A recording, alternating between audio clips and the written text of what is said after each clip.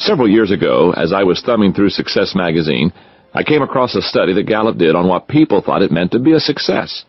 That appealed to me because I've always been interested in helping others to become successful, and I wanted to know what Gallup had gleaned. Their answers fell into 12 different categories, but the number one answer was good health.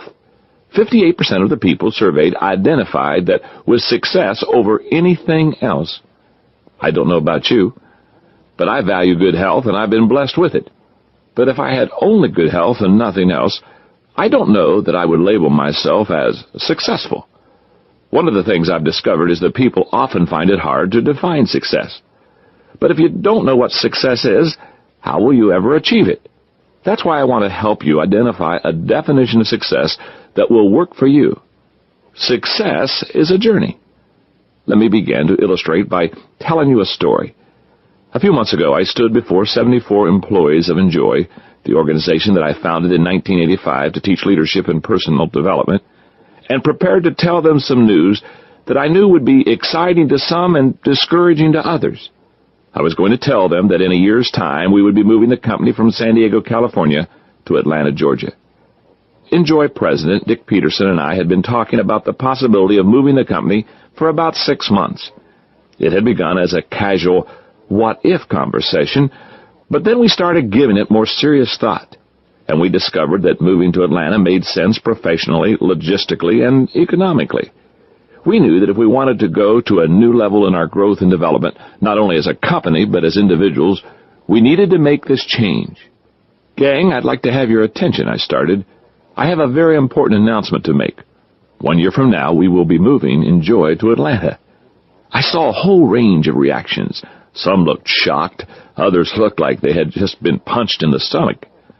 For 50 minutes, Dick Peterson and I explained all of our reasons for the move, gave them the stats and the information on Atlanta, and showed them a video from the Atlanta Chamber of Commerce. And we told them that anyone who was willing to go to Atlanta would have a job when they got there. We weren't sure what kind of reaction we'd get from the staff. We were proposing a major move that would radically change their lives.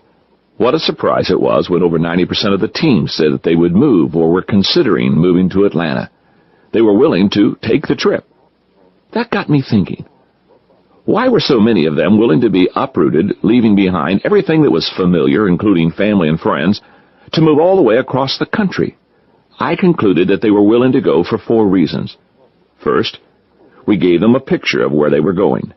The positive working environment, the greater number of lives that we would be able to touch, the improvement in their quality of life, and how we as a company would have the opportunity to go to the next level. They could see it all, the benefits to them personally and to the company. Second, we answered their questions. The prospect of taking a journey can create a lot of insecurity and leads to lots of questions. And in that first meeting, we were able to answer nearly all of them. Third, they had experienced personal success in their lives. As a team, Enjoy was experiencing success, and so were the individuals. They were responsible for the company's success, and at the same time, they were enjoying the fruit of that success. Fourth, they were no longer the same and wanted to continue to have significance. Once a person has tasted success and realizes that his efforts have significance, it's something he never forgets, and that he never wants to give up. Making a difference in the lives of others changes your outlook on life and your priorities. You may be saying to yourself, that's great. It's good that your people want to move to Georgia, but what does that have to do with me? I'm not going to Atlanta. What about the definition of success? It's true that you may not be moving to Atlanta, but you are preparing to go on a journey, the journey of success. And that trip is capable of taking you a long way, maybe further than you've ever dreamed. To take it, you'll need the same things that our people at Enjoy needed: a picture of where you are going, answers to your questions about success, knowledge of what success is like, and the ability to change and continue growing. It's my desire to provide those things to you in this book. I want to help you discover your own personal picture of success, teach you what it means to be on the success journey, answer many of your questions, and equip you with what you'll need to change yourself and keep growing. In the process, you'll discover that success is for everyone: the homemaker and the business person, the student and the person approaching retirement, the athlete and the local church pastor, the factory worker, and the entrepreneur. The problem for most people who want to be successful is not that they can't do it. The main obstacle for them is that they misunderstand success. Maltby Babcock said, "One of the most common mistakes and one of the costliest is thinking that success is due to some genius, some magic, something or other which we do not possess." What does it mean to be a success? What does it look like?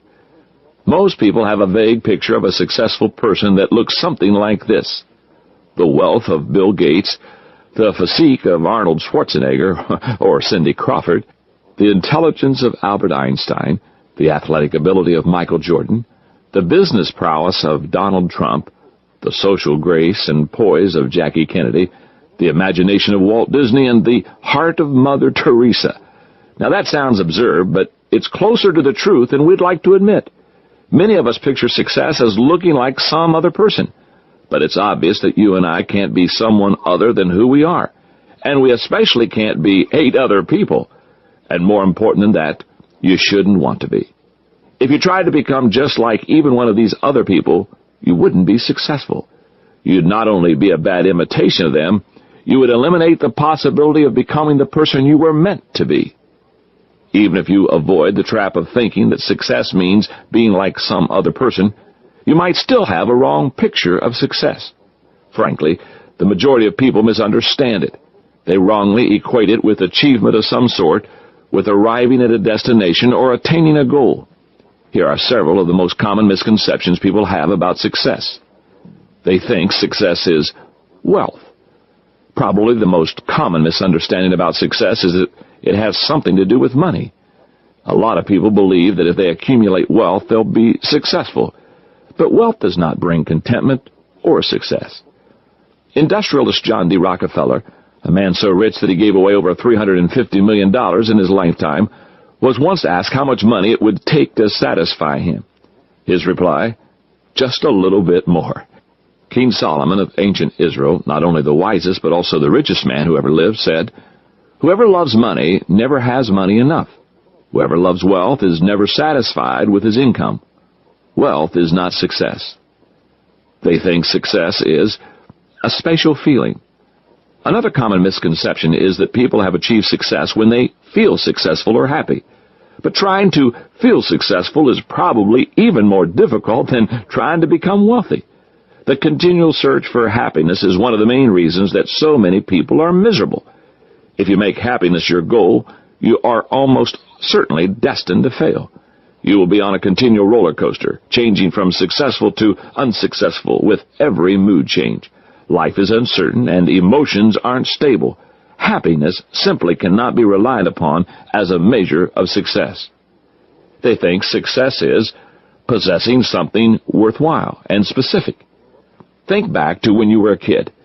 Chances are that there was a time when you wanted something really bad, and you believed that if you possessed that thing, it would make a significant difference in your life. For me, it was a burgundy and silver Schwinn bicycle when I was 9 years old. I figured that if I had that new Schwinn bike, I'd have it made. On Christmas morning that year, when I came out and looked under the tree, I saw my vision of what a bicycle ought to be. It had everything I could ever want on it: mud flaps, chrome, bells, lights, the whole works. And for a while it was great. I loved that bike, and I spent a lot of time riding it. But I soon discovered that it didn't bring me the success or long-term contentment that I'd hoped for and expected. That process has repeated itself in my life. I found that success didn't come when I became a starter on my high school basketball team, when I became the student body president in college, or when I bought my first house. It has never come as a result of possessing something I'd wanted. Possessions are at best a temporary fix. Success cannot be attained or measured that way.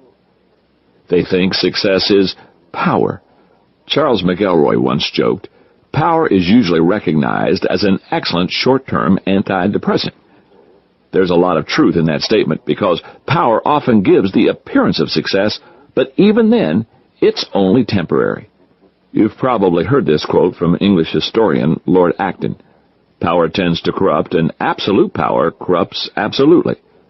Abraham Lincoln echoed that belief when he said, Nearly all men can stand adversity, but if you want to test a man's character, give him power. Power really is a test of character. In the hands of a man of integrity, it is of great benefit. In the hands of a tyrant, it causes terrible destruction. By itself, power is neither positive or negative, nor is it the source of security or success. They think success is achievement. Many people have what I call destination disease. They believe that if they can arrive somewhere, attain a position, accomplish a goal, or have a relationship with the right person, they will be successful. But simply achieving goals doesn't guarantee success or contentment. Look at what happened with Michael Jordan. A few years ago, he decided to retire from basketball, saying that he had accomplished all the goals that he wanted to achieve. And then he went on to play baseball in the minor leagues, but not for long. He couldn't stay away from the game of basketball. Playing the game was the thing, being in the midst of the process. You see, success isn't a list of goals to be checked off one after another. It's not reaching a destination. Success is a journey. So how do you get started on the success journey? What does it take to be a success? Two things are required: the right picture of success and the right principles for getting there. The picture of success isn't the same for any two people because we're all created differently as unique individuals. But the process is the same for everyone. It's based on principles that do not change. After 30 years of knowing successful people and studying the subject, I have developed the following definition of success. Success is knowing your purpose in life, growing to reach your maximum potential, and sowing seeds that benefit others. You can see by this definition why success is a journey rather than a destination. No matter how long you live or what you decide to do in life, you will never exhaust your capacity to grow toward your potential, nor will you run out of opportunities to help others. When you see success as a journey, then you'll never have the problem of trying to arrive at that elusive final destination. And you'll never find yourself in a position where you've accomplished some final goal, only to discover that you're still unfulfilled and searching for something else to do. Another benefit of focusing on the journey of success instead of on arriving at a destination or achieving a goal is that you have the potential to become a success today. The very moment that you make the shift to finding your purpose, growing to your potential, and helping others, successful is something you are right now, not something you vaguely hope one day to be. To get a better handle on each of these aspects of success, let's take a look at each one of them. First, knowing your purpose. Nothing in life can take the place of knowing your purpose. Millionaire industrialist Henry J. Kaiser, the founder of Kaiser Aluminum, as well as the Kaiser Permanente healthcare system, said, "The evidence is overwhelming that you cannot begin to achieve your best unless you set some aim in life." Or, to put it another way, if you don't try to actively to discover your purpose, you're likely to spend your life doing the wrong things. I believe that God created every person for a purpose. As psychologist Viktor Frankl said, "Everyone has his own specific vocation or mission in life. Everyone must carry out a concrete assignment that demands fulfillment. Therein he cannot be replaced, nor can his life be repeated. Thus, everyone's task is as unique as his specific opportunity to implement it. Each of us has a purpose for which we were created. Our responsibility and our joy is to identify it." The second component of success is growing to your potential. Novelist H.G. Wells said that wealth, notoriety, place, and power are no measures of success whatsoever. The only true measure of success is the ratio between what we might have been and what we have become. In other words, success comes as the result of growing to our potential. It has been said that our potential is God's gift to us, and what we do with it is our gift to Him. But at the same time, our potential is probably our greatest untapped resource. Henry Ford said, "There is no man living who isn't capable of doing more than he thinks he can do." We have nearly limitless potential, yet few ever try to reach it. If you want to improve your ability to grow to your potential, follow these tips. Concentrate on one main goal. Nobody ever reached his potential by scattering himself in 20 directions. Reaching your potential requires focus. Concentrate on continual improvement. David D. Glass, chief executive officer of the Walmart stores, once was asked who he admired most. His answer was Walmart founder Sam Walton. He said, "There's never been a day in his life since I've known him that he didn't improve in some way." Commitment to continual improvement is the key to reaching our potential and to being successful. Each day you can become a little bit better than you were yesterday. It puts you one step closer to your potential. And you'll also find that what you get as the result of your growth is not nearly as important as what you become along the way. Forget the past. My friend Jack Hayford, pastor of Church on the Way in Van Nuys, California, said, "The past is a dead issue, and we can't gain any momentum moving toward tomorrow if we are dragging the past behind us." I like the attitude of Cyrus Curtis, who once owned the Saturday Evening Post.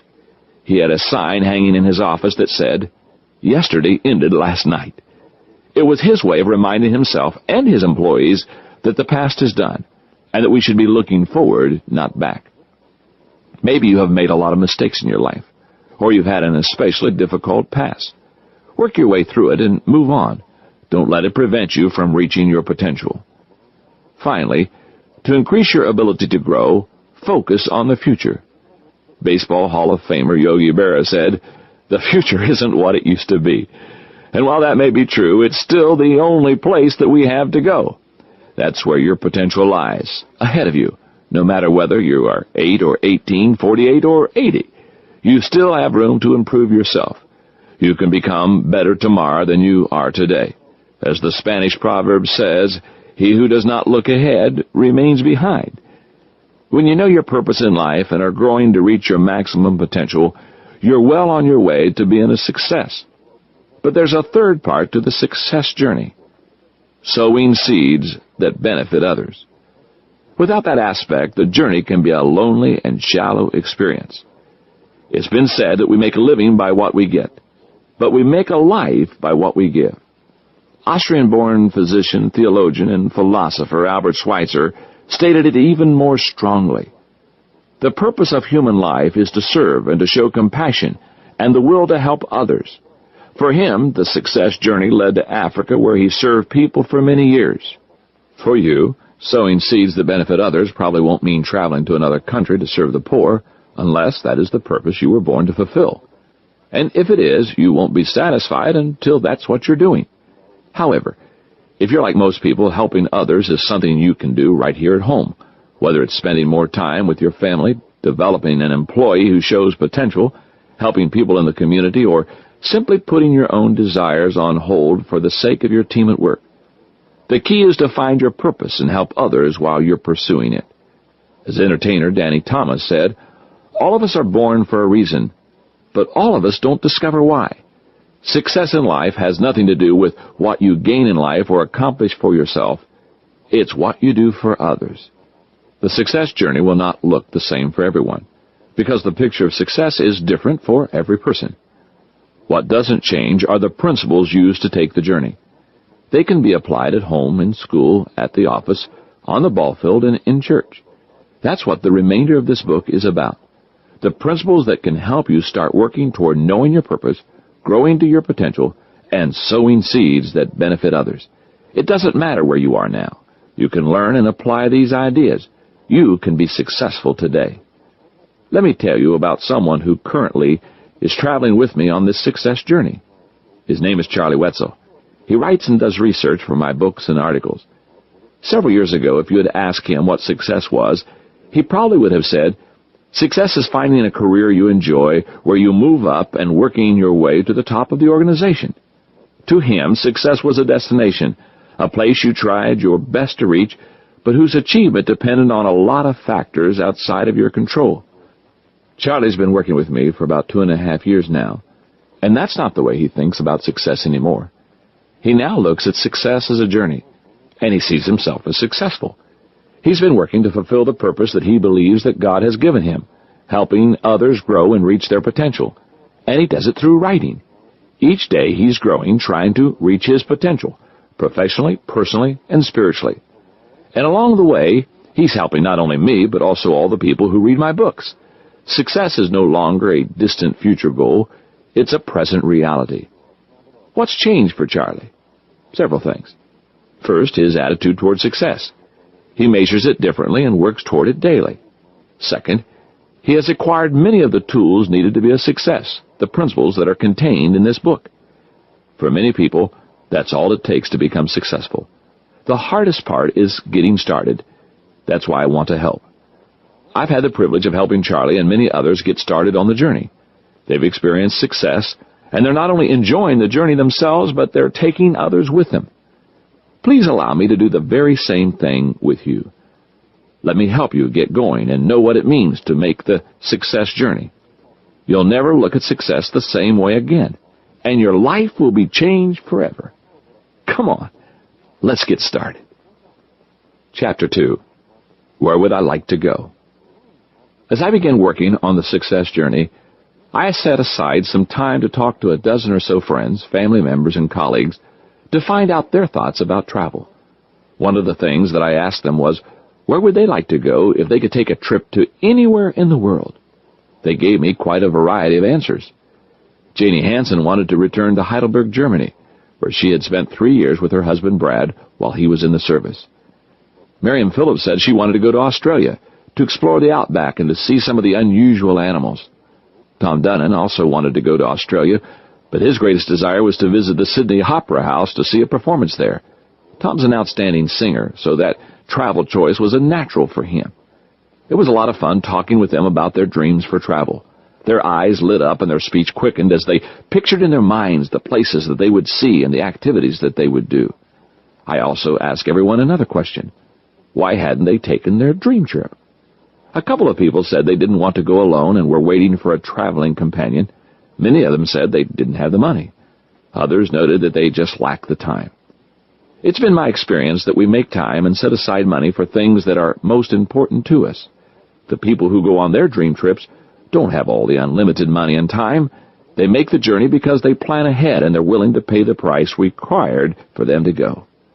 Now let me ask you a similar question. If you could go anywhere, where would you like to go? Not in terms of vacations, but in your life. Your answer to that question does a lot to determine whether or not you're successful. You see, we're all on a journey, whether we know it or not. We are traveling inevitably toward the ends of our lives. So the real question for us is whether we're going to select a destination and steer a course for it, or allow ourselves to be swept along with the tide, letting others determine where we'll end up. The choice is entirely up to us. If you live in a town near the ocean, you may have seen advertisements for cruises to nowhere. Maybe you've even been on one. Here's how it works.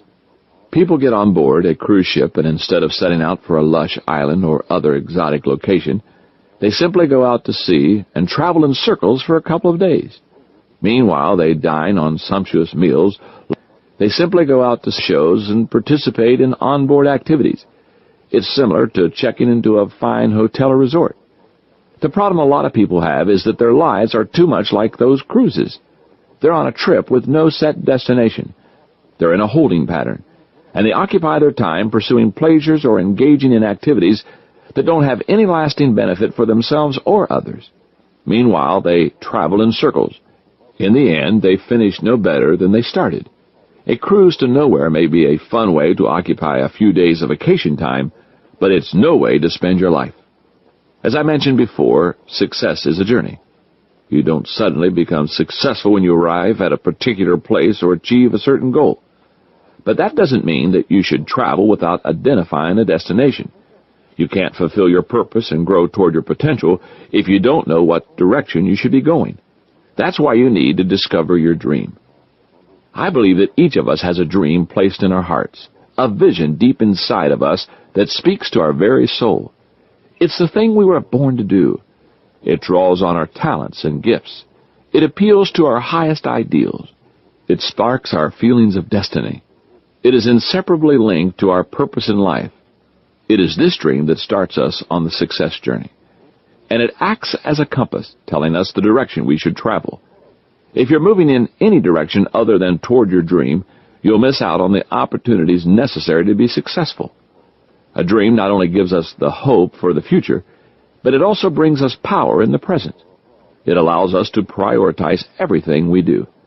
A person who has a dream knows what he's willing to give up in order to go up. He is able to measure everything he does according to whether or not it contributes to the dream, concentrating his attention on the things that bring him closer to it and giving less attention to everything that doesn't. Ironically, many people do exactly the opposite. Rather than focusing on their one true dream, they want to keep every option open. At first, it's fun and it seems like a great idea. But as time goes by, you can't make any progress because you spend all your time preserving the options rather than moving forward. But when you focus on a dream, you don't have that kind of a problem. Vince Lombardi said, "I firmly believe that any man's finest hour, his greatest fulfillment to all he holds dear, is that moment when he has worked his heart out in a good cause and lies exhausted on the field of battle, victorious." A dream provides the perspective that makes that kind of effort possible. When we have a dream, we're not just spectators sitting back hoping that everything turns out all right. We're taking an active part in shaping the purpose and the meaning of our lives. And the winds of change don't simply blow us here and there. Our dream, when pursued, is the most likely predictor of our future. That doesn't mean that there are any guarantees, but it does increase our chances for success tremendously. Dare to dream and act on your vision. Over the years, I've spent a lot of time learning about vision and what it means to have a dream, because it's such a critical part of leadership. Let me give you the stages for developing a successful dream based on my personal experience and observation. Stage 1. I thought it. The whole process begins with the seed of an idea, a vision that grows out of a heartfelt desire. Many people discover their dream in a flash of insight after working in an area for years. Some receive it in time of prayer. Others are motivated by an event from their past. Maybe you've already experienced the I thought it stage and discovered your dream. If you haven't, search yourself. Everyone has a dream inside of him. Stage 2. I caught it. The moment you discover your dream, the thing that you were created to do, is an incredible experience. But that alone is not enough to take you on the success journey. The development of a successful dream is a process, and the next step of development requires you to invest in your dream emotionally. It needs to grow beyond your thoughts and carry over into your feelings. In 1935, Hubert H. Humphrey wrote a letter to his wife during his first trip to Washington, D.C. It captures the emotion of the then 24-year-old pharmacist from Minnesota. It says, "I can see how someday, if you and I just apply ourselves and make up our minds to work for bigger things, we can someday live here in Washington and probably be in government, politics, or service. Oh, gosh, I hope my dream comes true. I'm going to try anyhow." Humphrey's dream did come true. In 1946, he became the mayor of Minneapolis. In 1949, he successfully ran for the U.S. Senate. And in 1964, he served as the Vice President of the United States under Lyndon Baines Johnson. In all, Humphrey served in government for 32 years. Stage 3. I sought it. An old Italian proverb says, "Between saying and doing, many a pair of shoes is worn out." Lots of people have dreams, and many of them even have strong feelings about them. But what separates the developer of a successful dream from a mere daydreamer is committed action. Between the I caught it and the I sought it stages, dreams don't die. They simply fade away. It takes hunger, tenacity, and commitment to see a dream through until it becomes a reality. Once you discover your dream, go after it. Stage 4. A few shot it. During its early stages, a dream is an incredibly fragile thing.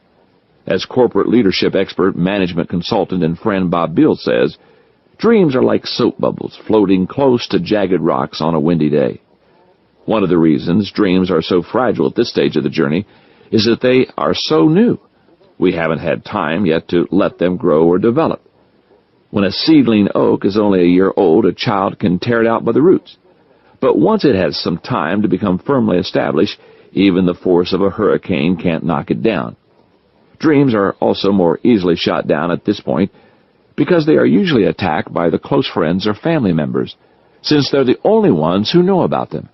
Our hopes and desires may be able to weather the criticism of a stranger, but they have a more difficult time surviving when undermined by a friend. Stage 5. I got it. Most people have no idea how close they are to breaking through and living their dream, to reaching the I got it stage. Success is achieved in inches, not miles. For example, the average player in the Major League Baseball hits about .250. Another way to say it is that he gets a hit once for every 4 times he bats. Someone with average fielding skills who bats .250 can play in the major leagues, but he won't be remembered after he's left the game. Contrast that with someone like Tony Gwynn, who plays for the San Diego Padres. He is considered one of the best hitters in baseball. He's already won 7 National League batting championships in the 14 seasons that he's played. Someday he'll be elected to the Baseball Hall of Fame in Cooperstown, New York. If you don't know baseball, you might expect that to be successful as he is, he'd be twice as good at hitting the ball as the average player. But that's not the case. As I write this, Tony has a lifetime batting average of .336. That means he gets 1 hit in every 3 times at bat. You'd have to go to 3 baseball games before you saw that 1 extra hit Tony got compared to the average player. It's a small difference, not a huge one. Your ability to live your dream may be closer than you think. Stage 6. Some others fought it. Unfortunately, not everyone will want to celebrate with you when your dream begins to become a reality. And sometimes you'll be surprised by which people want to light your fire and which ones want to put it out. Let me tell you a humorous story that illustrates the point vividly. I once heard about a Canadian bird who decided that it was too much trouble to fly south for the winter. He said to himself, I can brave a winter. A lot of other animals do it. It just can't be that hard. So as all the other birds flocked away towards sunny South America, he stayed behind and waited for the winter.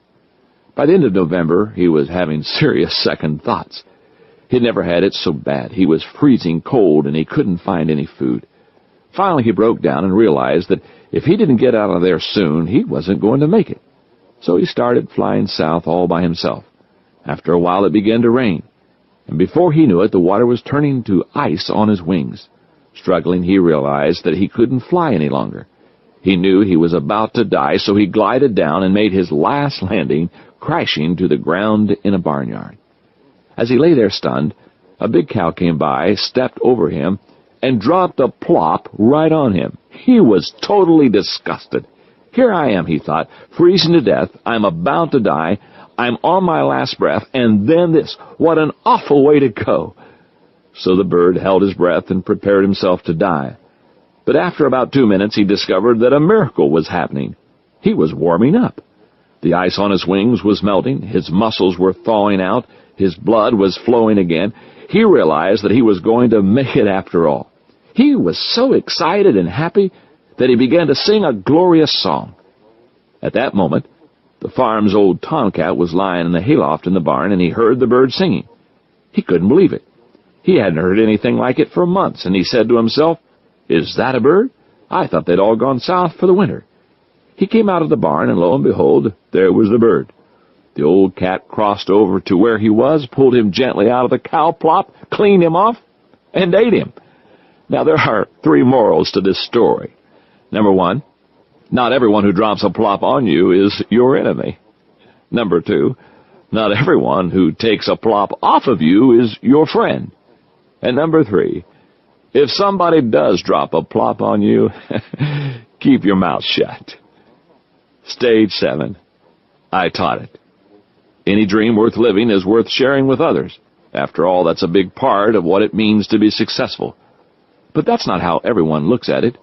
I've observed that when people realize their dreams, they react in one of 2 ways. Some hold the dreams close, trying to keep it all for themselves. When they do, their dream often shrinks. Because they haven't shared it, they have to sustain it all by themselves. But the person who shares his dream gets to watch it grow. The synergy of shared ideas often takes it to a whole new level. The dream becomes greater than the person launching it ever imagined that it could be. And the others who participate in it often adopt it as their own dream. Stage 8. Others bought it. If you live your dream and successfully share it, others will buy into it. People have a desire to follow a leader with a great dream. Now more than ever, people are looking for heroes. Unfortunately, many are looking in places that are likely to leave them disappointed: sports, music, movies, and television. But real heroes are leaders who can help others achieve success, people who take others with them. And it all begins with a dream.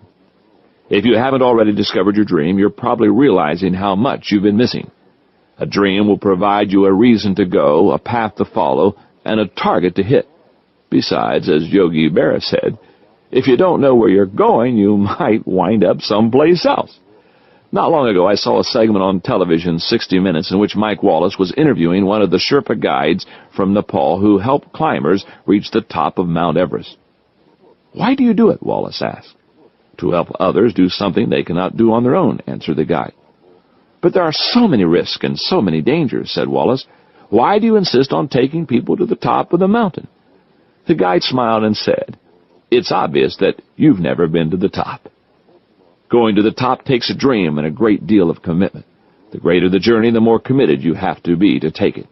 As you prepare to continue on your success journey, it's necessary for you to make a commitment to yourself, to find your dream and to follow it. The road that lies before you is one that I know well, because I've made that commitment myself, and I have traveled on the journey for over 30 years. I will travel alongside you until you are ready to carry on without me. The potential for greatness lives within you. The key to achieving greatness is finding and developing your dream. You're on your way." Chapter 3. How far can I go? Whenever I travel to Washington, D.C., I try my best to get to the Smithsonian Museum. I love history, especially of the United States, and there are a lot of incredible artifacts and displays at the Smithsonian from our nation's 200 years. Of all the exhibits, one in particular is my favorite. It shows a video clip of a speech made by President John F. Kennedy to Congress on May 25, 1961. Every time I see it, I get goosebumps. It records the moment that Kennedy called America to execute the most incredible and improbable real-life journey ever conceived. He cast vision for the achievement of an idea that had been written about as early as A.D. 160 by Greek satirist Lucian of Samosata, and thought about for thousands of years. Kennedy said, "I believe that this nation should commit itself to achieving the goal before the decade is out of landing a man on the moon and returning him safely to Earth."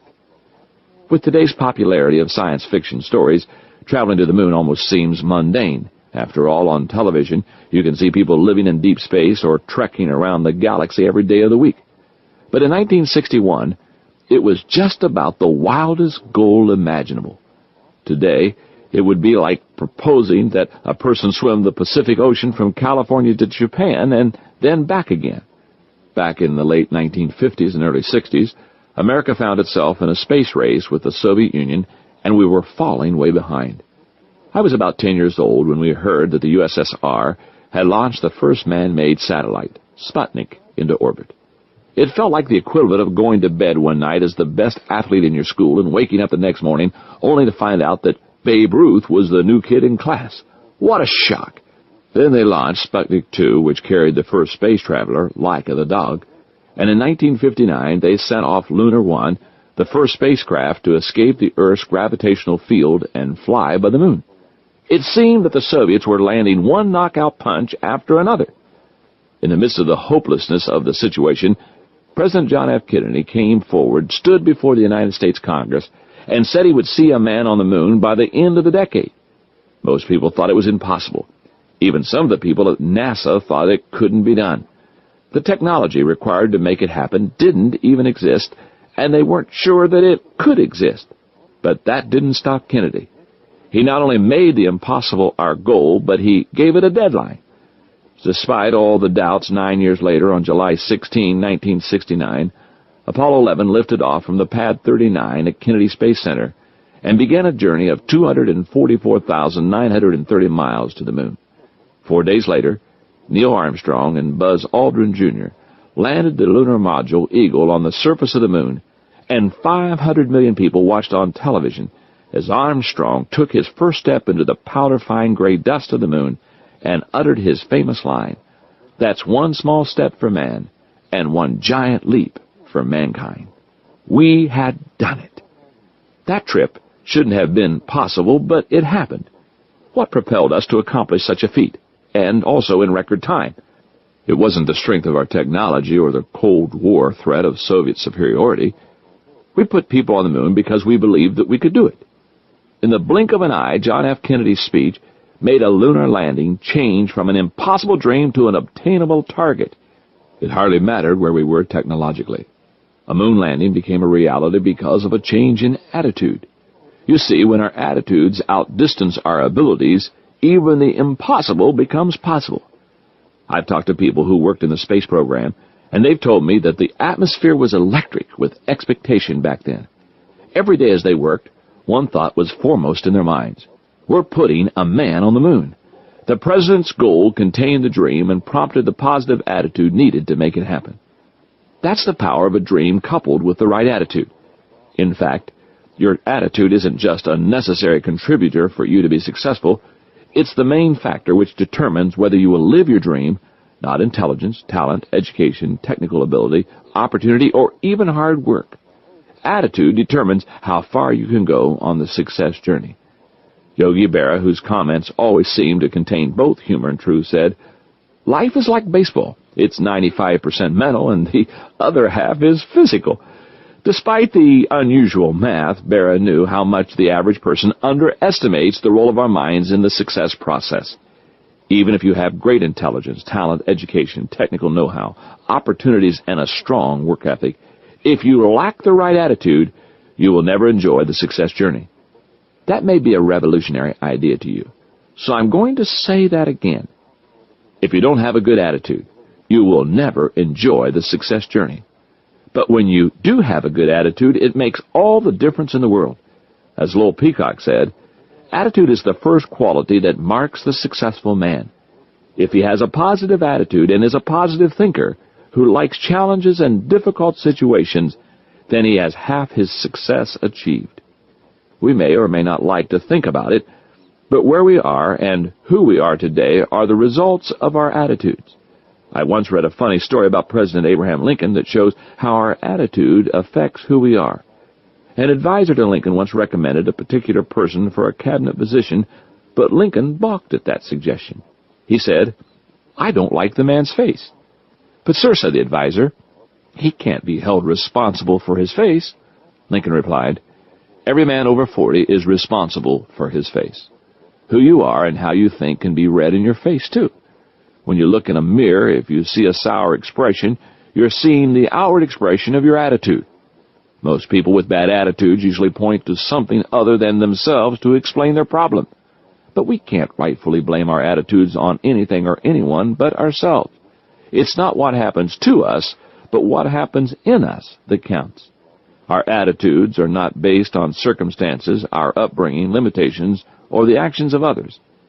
Anyone, no matter how good their circumstances are, can find a reason to have a negative attitude if that's what they want to do. And everyone, no matter how bad their circumstances are, can find a way to maintain a good attitude. You see, attitude is a choice.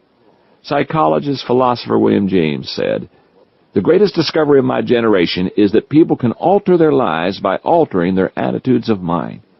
Our background and circumstances may have had an influence on who we are, but we are responsible for who we become.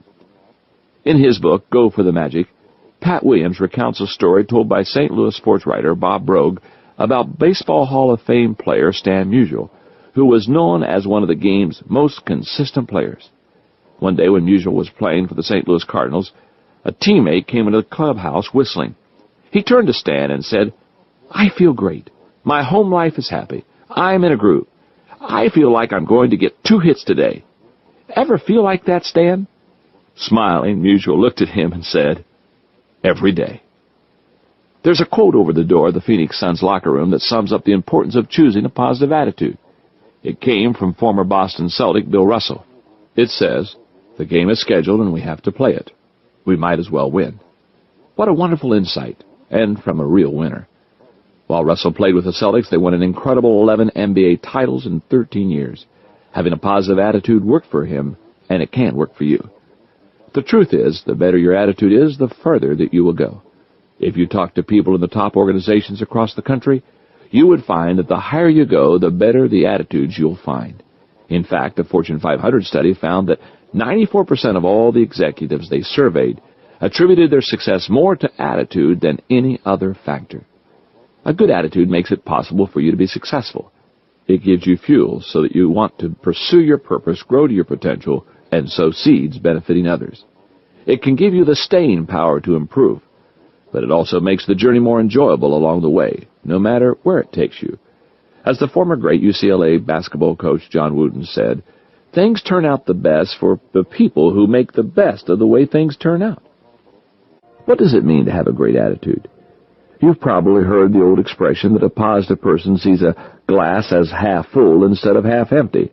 That's true, but it only tells a small part of the story. I believe there are 7 signs of a great attitude. Sign number 1, belief in self. Herb True said, many people succeed when others do not believe in them, but rarely does a person succeed when he does not believe in himself. He was exactly right. Positive self-worth is one of the prime characteristics of a person with a good attitude. As psychologist Dr. Joyce Brothers said, it is no exaggeration to say that a strong positive self-image is the best possible preparation for success in life. Sign number 2, willingness to see the best in others. One of the most effective ways to help you see the best in others is to do what I call putting a 10 on people's heads. Here's what I mean. We all have expectations of others, but we can choose whether those expectations are positive or negative. We can think that others are totally worthless or absolutely wonderful. When we make the decision to expect the best and actually look for the good instead of the bad, we're seeing them as a 10. Sign number 3, the ability to see opportunity everywhere. Greek philosopher Plutarch said, as bees extract honey from thyme, the strongest and the driest of herbs, so sensible men often get advantage and profit from the most awkward circumstances. No matter what the circumstances are, positive people see opportunities everywhere. They understand that opportunities aren't based on luck or position. They're the result of the right attitude. Opportunities exist where you find them. Sign number 4, focus on solutions. Likewise, people with a positive attitude focus their time and attention on solutions, not problems. Just about anybody can see problems. That doesn't take anything special, but positive people don't just detect problems, they solve them. They maintain a solution mindset, seeing a solution in every problem and a possibility in every impossibility. As said by Louis D. Brandeis, the Supreme Court Justice after whom Brandeis University was named, most of the things worth doing in the world have been declared impossible before they were done. Sign number 5, the desire to give. Nothing has such a positive impact on a person as giving to others. Carl Menninger, psychiatrist, author, and one of the founders of the Menninger Foundation said, generous people are rarely mentally ill people. I have observed that they are also rarely negative people. People who have a giving spirit are positive. That's because giving is the highest level of living. They focus their time and energy on what they can give to others rather than what they can get from them. And the more a person gives, the better his attitude. Sign number 6, persistence. Don B. Owens Jr. said, many people fail in life because they believe in the adage, if you don't succeed, try something else. But success eludes those who follow such advice. The dreams they have come true did so because people stuck to their ambitions. They refused to be discouraged. They never let disappointment get the upper hand. Challenges only spurred them on to a greater effort. Those characteristics, the ability to stick with it, overcome discouragement, and keep going in the face of disappointment, all result from a good attitude. Sign number 7, responsibility for their lives. The final characteristic of positive people is their willingness to take responsibility for their own lives. Unsuccessful people spend their time ducking responsibility. But successful people understand that nothing positive happens until you're willing to step forward and take full responsibility for your thoughts and actions. It's only when you're responsible for yourself that you can look at yourself honestly, assess your strengths and weaknesses, and begin to change. WWZ said, nothing can stop the man with the right mental attitude from achieving his goal. Nothing on earth can help the man with the wrong mental attitude. If you're constantly in a battle to keep your attitude positive, you can use some help. Here are 4 top tips to help you get your attitude in tip-top shape. The first tip is, claim your responsibilities, not your rights. One of the greatest sources of discontent among people today is caused by their fight to secure their rights. Think about your situation. Have you ever been wronged? Have there been times when you haven't gotten everything you deserve? Your answer to these questions is almost certainly yes. We live in an imperfect world, and because of that, as long as we live, we won't see a time when everything we do is rewarded justly. So you're faced with a decision. Are you going to spend your time and energy on what should have been, or are you going to focus on what can be? Even when truth and justice are on your side, you may never be able to right your wrongs. Continually fighting for your rights in an imperfect world will just make you resentful, angry, hateful, and bitter. Those are all destructive emotions that tap our energy and make us negative. And besides, when people focus on their rights, they're often looking backward rather than forward. You can't make any progress when you're facing the wrong way. As Glenn Clark said, if you wish to travel far and fast, travel light. Take off all of your envies, jealousies, unforgiveness, selfishness, and fears. The second tip is, associate with positive people. Charles Tremendous Jones said that the only difference between who you are today and the person you will be in 5 years will come from the books that you read and the people that you associate with. Who you spend your time with has an especially big impact on your attitude. The old adage is true. Birds of a feather do flock together. Think about the people that you spend your time with. If you're choosing negative friends, then you are choosing to have a negative attitude yourself. But when you spend time with positive people, you're helping yourself see things in a better light. As Henry Ford said, "My best friend is the one who brings out the best in me." The third tip is, find ways to release stress. One of the most common things that fatigue people and push them toward negative thinking is stress. That's why it's so important to find ways to release tension and regroup mentally. I recommend something active that requires both mental concentration and physical effort. Play golf, shoot darts, hit baseball, run, do aerobics, work out, work in your garden, or go for long walks. What you do is not important as long as it relieves stress and has a positive impact on your thinking and your health. The fourth tip is, take action to change your attitude. The quality of your life and the duration of your success journey depend on your attitude, and you are the only person in this world who has the power to make it better. Dr. William Glasser said, "If you want to change attitude, start with a change in behavior." In other words, begin to act the part as well as you can of the person you would rather be, the person you most want to become. Gradually, the old, fearful person will fade away. The key to change is action. The problem most people have is that they're waiting until they feel like it to change their attitudes. But that only causes them to keep waiting, because they've got the whole process backward. If you wait until you feel like it to change your attitude, you will never change. You have to act yourself into changing. An act of your will lead you to action, and your positive action will lead you to positive attitude.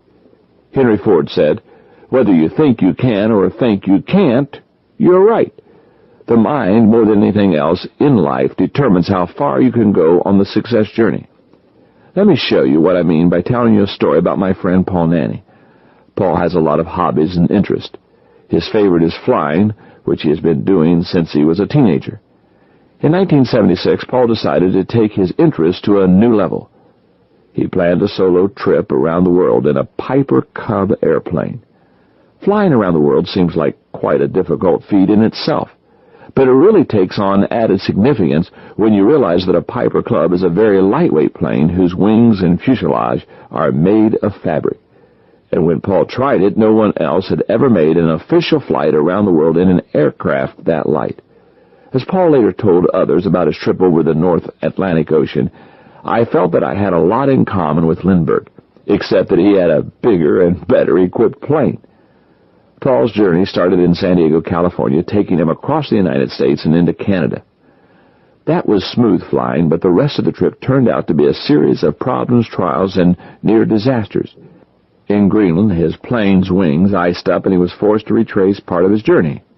In the Mediterranean, he discovered the generations-old animosity between the Greeks and the Turks when he stated his intention to fly from Kirkuk, Greece, to Istanbul, Turkey. He was told by a Greek official, "You cannot fly there from here. They will shoot down your plane. And if they don't, we certainly will." He also encountered dozens of other problems, such as trying to find fuel in the Middle East and flying through harrowing monsoons over the Bay of Bengal. As Paul proceeded on his trip, his positive attitude was his greatest ally. Not only did it bring him through the monsoons and repeated problems with customs agents and aviation officials, but it also kept his spirits up when he hit lengthy delays. But Paul's attitude served him best during what turned out to be the last part of his journey. After waiting out bad weather in Japan for a week, Paul finally took off for the Aleutian Islands off the coast of Alaska. This was to be the longest leg of his journey, and there was going to be little room for error because of the amount of fuel the flight would take. Even if everything went perfectly, in order to make it, he would have to make an intentional emergency landing at the off-limits SAC base when his fuel ran low. But Paul had a problem during his flight. When he was about midway, he received an updated weather report that prompted him to change course. But he didn't know that the base's homing beacon wasn't transmitting. And on top of that, the late weather report he had received was faulty, so he was way off course. There was nothing but ocean as far as he could see, and he ran out of fuel. A pilot from a nearby military aircraft talked to Paul as his plane glided down toward the ocean surface. He was solemn and asked Paul whether he had any last request. But despite the odds, Paul was confident that he would make it. And he did. He crashed into the 40-degree water on the North Pacific Ocean and hung on there for 2.5 hours until a Japanese fishing boat picked him up. He lost his plane and his chance at the world record he was trying to set, but he lived to tell the story. The whole thing was a Huck Finn adventure from the very beginning, said Paul. From the moment I took off, I wasn't sure exactly what would happen or where I would land, but I knew that I would make it. That's the kind of spirit Paul has. His attitude has taken him a long way, both in the air and in life. What is the condition of your attitude? Will it take you very far on this success journey? Chapter 4. Where do I find the roadmap? When was the last time you went for a Sunday drive? That's not a really popular activity these days, but it sure was when I was growing up. And it was a favorite activity of the Ramies, some wonderful neighbors that I had as a kid. It was pretty common for Mr. Ramey to say, "Come on, everybody, let's pack up into the car and go for a ride," as he rounded up the family and occasionally a neighbor kid like me. And off we'd go. We lived in Circleville, Ohio, and our Sunday drive would take us to exotic places such as Lancaster, Chillicothe, or even Columbus. What an adventure! Mr. Ramey would just drive the dirt roads and the highways that wound through the farms and the fields of central Ohio. We never knew for sure what we might see. Those Sunday drives were a lot of fun. They were a great way to spend an afternoon. But to tell you the truth, over the years, I've met a lot of people who treat life a lot like a Sunday drive. They seem to be saying, "Let's just go and we'll see where we end up." They're willing to let life take them anywhere it wants to. I'm no scientist, but I've noticed that gravity tends to pull everything down. And without some planning and direction, a person's life can do the same thing. It's not that I don't like spontaneity or fun. I love a good adventure as much as anyone else. But I'm not willing to risk squandering my potential or not fulfilling my purpose by sitting back passively and just letting things happen. Life is not a dress rehearsal. We get one chance, and if we don't make the most of it, there's nothing we can do to get our time back and try again. If you look at how people approach the planning process for the journey of life, I think you'll see that they take one of 4 approaches. First, there's Vince the victim. Vince is very quick to tell you that it's not his fault that he isn't getting anywhere in his life. He doesn't make any plans because he's busy focusing his time and energy on things outside of his control, often from his past. He frequently blames others for his lack of progress and seems to be more concerned with finding excuses for failing than seizing opportunities to grow. In his opinion, everyone and everything other than himself have made him who he is today. Second is foot-dragging Freddie. Freddie isn't worried too much about the past, and he doesn't want to think about the future. He's focused on the present. In fact, he loves it so much that he's willing to do almost anything to maintain the status quo. He is the kind of person who hates change and avoids it at all cost. If he's making any plans, they're to keep things just as the way they are. Then there's Debbie the dreamer. Debbie loves to plan. In fact, that's what she spends a lot of her time doing. The problem is that she never turns her plans into actions. She often has great ideas and says she wants to be successful, but she doesn't want to take any risk. She's not willing to pay the price required to move forward on the success journey. Finally, there's motivated Michael. He focuses the majority of his time on the present, doing his best to maximize his potential. But one of the reasons that he's so effective today is that he spent a portion of his time yesterday planning. As a result, he's focused on his purpose, growing toward his potential, and sowing seeds that benefit others out of the positive overflow in his life. What separates a motivated Michael from all of the others? The answer is that he has goals. He has identified how he wants to fulfill his purpose and maximize his potential. You see, on the success journey, the goals we set become our roadmap. And to make progress, you have to have some kind of a map. Not because you're hoping or expecting to reach some final destination, but because it shows you how to take the journey. The first part of the trip is just as important as the last part. The main thing is to be constantly moving toward your destination. And the process of setting goals is the best way to make sure that continues to happen. Think about what's involved in taking a long trip by car. Let's say, for example, you decide to go to Chicago from Dallas. If you've never taken that trip before, you wouldn't simply hop in the car and say, I know Chicago is north of Dallas, so I'll take the first road I can find that goes north and start driving. That wouldn't make any sense at all. No. First you'd look at the map, consider the different routes you could take, and decide on the best one, based on what kind of roads you wanted to travel and what you'd like to see along the way. The point is that the journey doesn't just take care of itself. You have to plan it. If you just start driving down the road, there's no telling where you'll end up. But when you plan ahead and know where you are going, you can not only make the journey successfully, you can do it in good time and enjoy the trip.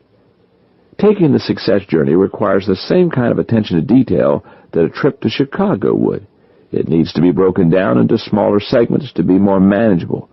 Goals are like points on the map. Each one leads to the next and takes you farther to the right direction. Together, they set you on a course that leads toward your destination. And if you take a wrong turn along the way, you know it and can easily make adjustments to get back on track. With goals, you will be able to fulfill your purpose in life and live your dream. Here are some of the ways that goals do that. Goals draw out our sense of purpose.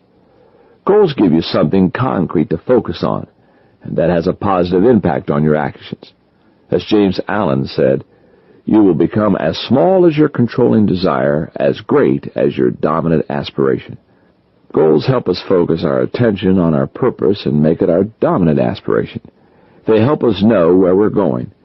And as philosopher-poet Ralph Waldo Emerson said, the world makes way for the man who knows where he is going.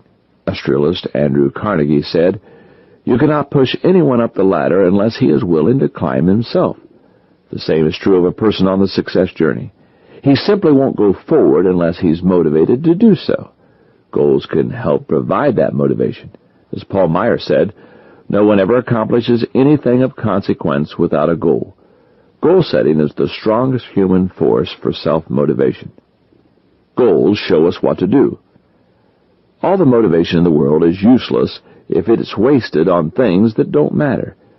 But that's another great thing about having goals. They also help us to determine our priorities, directing us to stick with what's important. How many successful people have you ever met who were unable to prioritize, who gave equal emphasis and energy to the trivial as well as to the critical? Our goals determine our priorities, and our priorities determine if we'll reach our goals. Goals focus us on improvement, not activity. By now you're beginning to see that success truly is a journey, not an arrival at a destination. But don't allow that knowledge to make you believe that activity alone can make you successful. It doesn't. The real key to success and to reaching your potential lies in your ability to continually improve. Activity alone does nothing for you. In fact, it can actually distract you from reaching your potential if it becomes a substitute for improvement. But when you set the right goals and work to reach them instead of simply staying busy, improvement is not only obtainable, it's inevitable. Finally, goals create mile markers of progress. I mentioned before that when we have goals, we are quickly able to know when we've gotten off track. But goals also help us to see how we're doing while we're on track. Each time we reach a goal, we can tell not only that we're making progress, but that we can also see how far we've traveled. Goals are like mileage markers on the success journey. So how do you get started in the process of creating goals for your success journey? It's not too difficult. Just follow this ROADMAP, roadmap. The letter R is for recognize your dream. Everything starts with your dream. It's an expression of your life purpose and determines what it means for you to reach your potential. If you can articulate your dream clearly, then you can create a map for your journey. The letter O is for observe your starting place. It's true that you can't begin the success journey until you know where you want to go. But you also can't be successful if you don't know where you're starting from. As Eric Hoffer, known as the longshoreman philosopher, said, to become different from what we are, we must have some awareness of what we are. The letter A is for articulate a statement of purpose. Once you've given more thought to your dream, and it has started to become clearer in your mind, you're ready to make an important step, writing a statement of purpose for yourself. I guess you could call it your philosophy of travel for the success journey. Begin with the general definition of success, knowing your purpose in life, growing to reach your maximum potential, and sowing seeds that benefit others. Then start to build on it. Your goal is to end up with a single, concise statement that expresses what you want to do in your life. The letter D is for define your goals. Once you've articulated your purpose, you're ready to begin identifying your goals, your roadmap for the success journey. They will be activities or accomplishments that you plan to complete to fulfill your purpose, develop your potential, and help others. And remember, your goals should be written, personal, specific, achievable, measurable, and time-sensitive. The letter M is for move into action. German poet and novelist Johann Wolfgang von Goethe said, thinking is easy, acting is difficult, and to put one's thoughts into action is the most difficult thing in the world. Maybe that's why so few people actually follow through and act on their goals. According to Greg Harris, 67 of 100 set goals for themselves. But of those 67 people, only 10 have actually made realistic plans to reach their goals. And out of those 10, only 2 follow through and actually make them happen. The trick to acting on your goals is simply getting started. We don't have to be perfect. We only need to be making progress. Or as the Chinese proverb says, be not afraid of going slowly, be only afraid of standing still.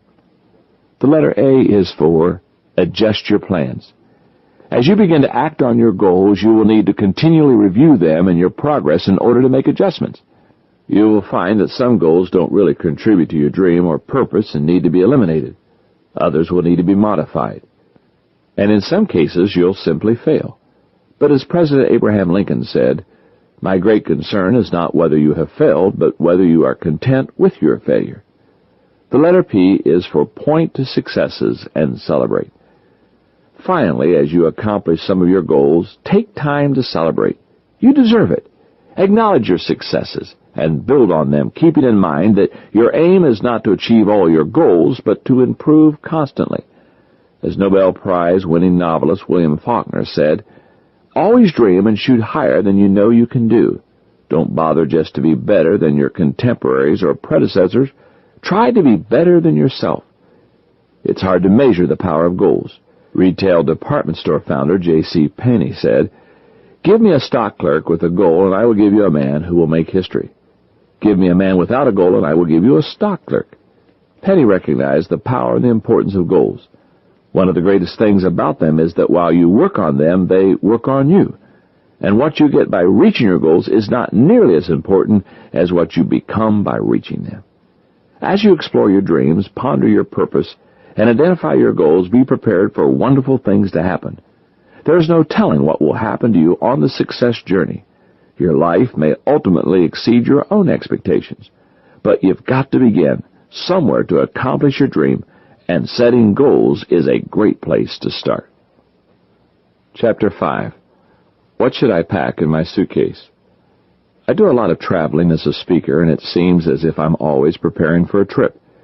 In fact, during the last 10 years, I've logged over 2.5 million air miles just on one airline. But I'm fortunate because Margaret helps me a lot, and when I'm getting ready to leave for a trip, I usually let her know what kinds of speaking engagements and commitments I'm going to have, and she'll pack all of my clothes and personal things. But there's another packing process I go through before I take any trip. I pack my briefcase. You see, I always get a lot of work done when I travel because I have a secret. I dedicate several hours to packing my briefcase before I leave. I study my itinerary to see what free blocks of time I'll have during plane flights in my hotel room between speaking engagements, and I check to see what work I need to get done for the upcoming weeks. Then I gather all the materials I'll need for the trip, folders of notes and ideas I've collected for a lesson, quotes from my files, books and magazines I want to read and glean information from, reports I want to read, correspondence I want to answer, etc. The secret to making this system work is spending time packing myself before I leave. Since I started doing this, I've never been on the road and thought, shoot, I could have gotten this project done or finished that lesson if only I had remembered to bring along such and such. As you prepare to take the success journey, there's an essential activity that only you can perform for yourself. It's the equivalent to packing your briefcase for a trip because it determines what you will be capable of accomplishing on your journey. That activity is preparing and pursuing a personal growth plan. That process, more than anything else in life, will determine whether you will continue growing toward your maximum potential. A couple of years ago, while I was teaching a leadership conference, a man who was about 60 years old came up to me during a break and said, "I'm learning so much at this conference, I wish I would have heard you 20 years ago." I chuckled and said, "Oh, no, you don't. You wouldn't wanted to listen to me 20 years ago." "Why do you say that?" he asked. 20 years ago, I answered, I didn't have anything to say. I didn't know these things, that leadership is influence, how to spot a leader, the 80-20 principle. Everything I'm sharing with you this morning has come as a result of years of continual learning and growth. The desire and discipline to keep growing always has been very important to me. When I was growing up, I was put on a reading plan by my dad. Every day I was required to read for 30 minutes out of books that he selected. My dad's plan sure helped me learn the value of personal growth, and when I was 17, I began to take a more active role in my own development.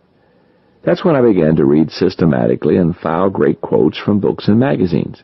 I had learned that shortcuts don't pay off in the long run. If I was going to have a chance to reach my potential, I would have to keep learning, growing, and improving. And the same is true for you. What most people don't realize is that successful and unsuccessful people do not vary greatly in their abilities. They vary in their desire to reach their potential. And nothing is more effective when it comes to reaching potential than commitment to personal growth. Making the change from being an occasional learner to someone dedicated to personal growth can be tough. It goes against the grain of the way most people live. Most people celebrate when they receive their diploma or degree and say to themselves, "Thank goodness that's over. Just let me have a good job. I'm done with studying." But that kind of thinking doesn't take you to any higher level than average. If you want to take the success journey, you've got to keep growing. As someone who's dedicated his life to personal growth and development, I'd like to help you take the leap to becoming a dedicated self-developer. It's the way you need to go if you want to reach your potential. Besides that, it also has another benefit. It brings contentment. The happiest people I know are the ones who are growing every day. Take a look at the following 10 principles. They'll help you develop into a person dedicated to personal growth. Principle number 1. Choose a life of growth. It's said that when Spanish composer cellist Pablo Casals was in the final years of his life, a young reporter asked him, "Mr. Casals, you are 95 years old and the greatest cellist that ever lived. Why do you still practice 6 hours a day?" What was Casals' answer? "Because I think I'm making progress." That's the kind of dedication to continual growth that we should have. The people who reach their potential, no matter what their profession or background, think in terms of improvement. If you think you can hold your ground and still make the success journey, you are mistaken. The only way to improve the quality of your life is to improve yourself. If you want to grow your organization, you must grow as a leader. If you want to have better children, you must become a better person yourself. If you want to be treated more kindly by others, you must develop better people skills. There is no sure way to make other people or your environment improve. The only thing you truly have the ability to improve is yourself. Principle number 2. Start growing today. Napoleon Hill said, "It's not what you are going to do, but it's what you are doing now that counts."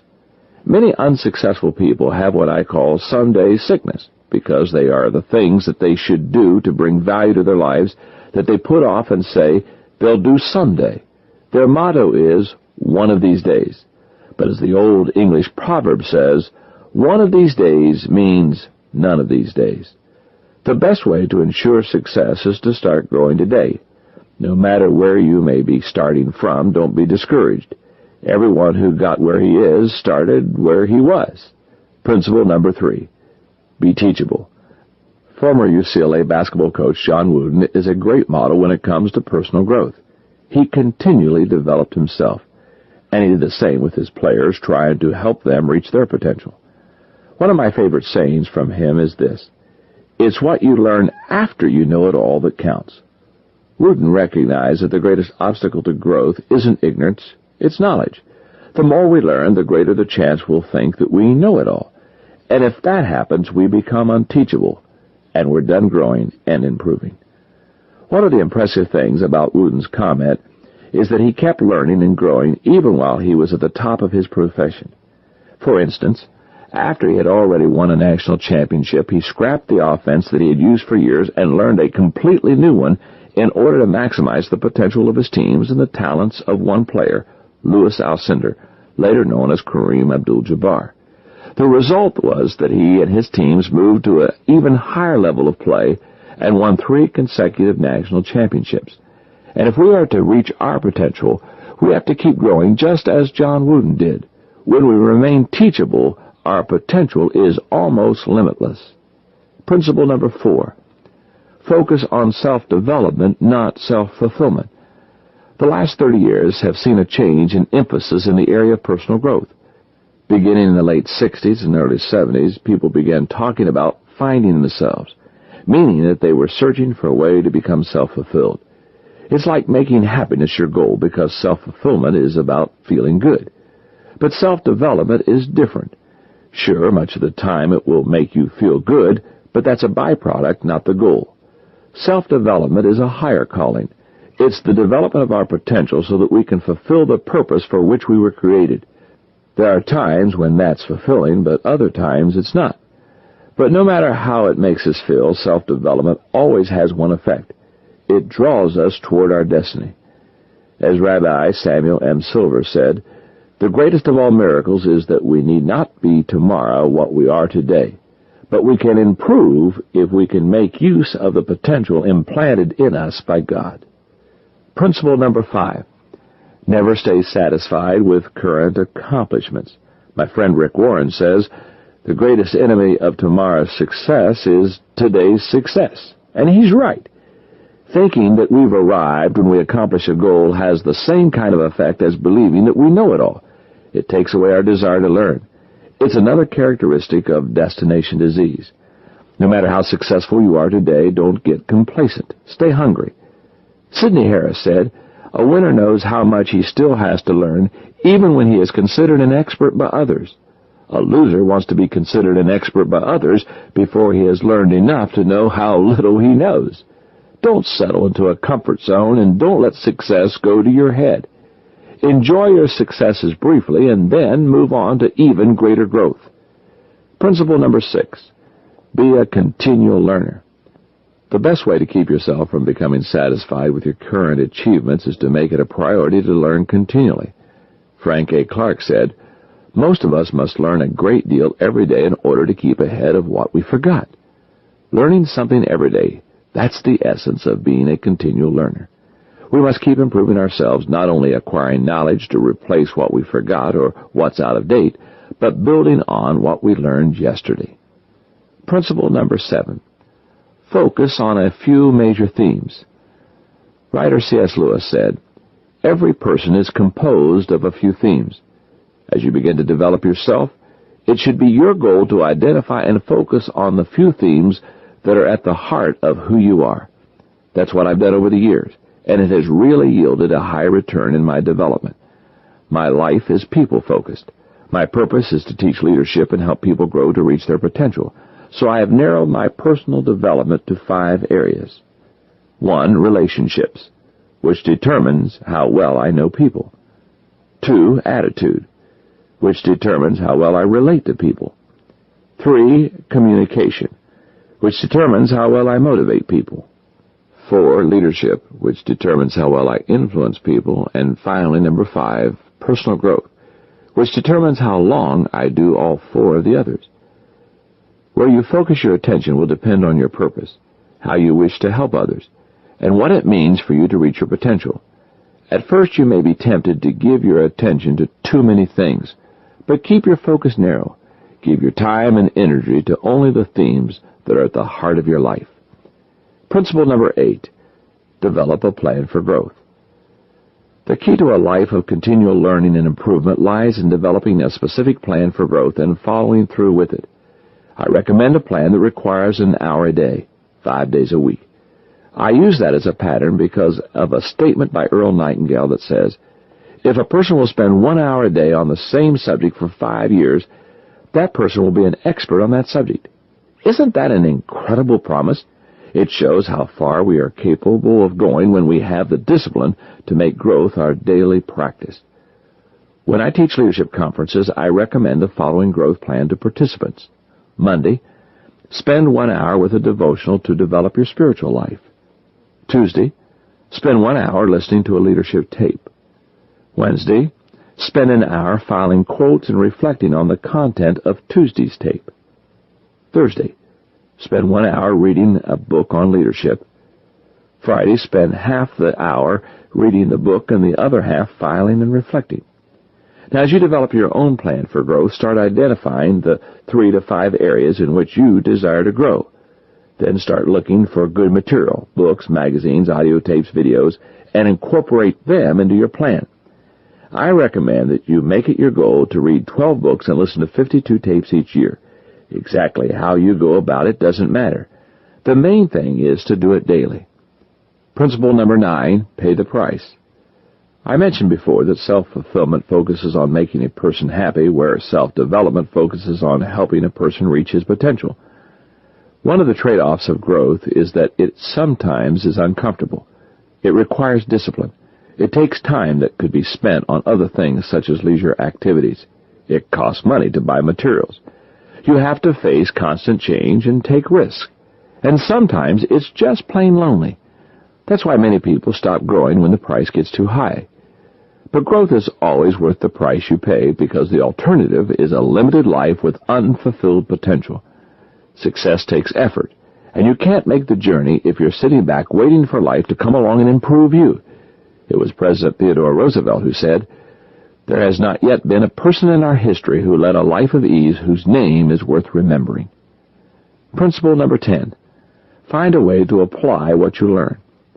Jim Rohn said, "Don't let your learning lead to knowledge, let your learning lead to action." If your life doesn't begin to change as the result of what you're learning, then maybe you're not applying what you learn. Author and leadership expert Fred Smith once made a statement that summarizes what committing to personal growth is all about. He said, Something in human nature tempts us to stay where we're comfortable. We try to find a plateau, a resting place, where we have comfortable stress and adequate finances, where we have comfortable associations with people without the intimidation of meeting new people and entering strange situations. Of course, all of us need to plateau for a time. We climb and then plateau for assimilation. But once we've assimilated what we've learned, we climb again. It's unfortunate when we've done our last climb. When we've made our last climb, we're old, whether 40 or 80. Whatever you do, don't allow yourself to stay on a plateau. Commit yourself to climbing the mountain of personal potential, a little at a time, throughout your life. It's one journey that you'll never regret having made. As novelist George Eliot said, "It's never too late to be what you might have become." Dedication to growth not only enlarges you and increases your potential, it also motivates you. It begins a cycle which, if sustained, leads to further and more extensive growth. And that leads to a more fulfilling and productive life. Dr. Charles Garfield, who has written about people who achieve a lot in life, says this: "Peak performers do not see accomplishment as a fixed state, nor as a safe haven in which the individual is moored, completed, finished. Not once have I heard a peak performer speak of an end to challenge, excitement, curiosity, and wonder. Quite the contrary. One of the most engaging characteristics is an infectious talent for moving into the future, generating new challenges, living with a sense of more work to be done.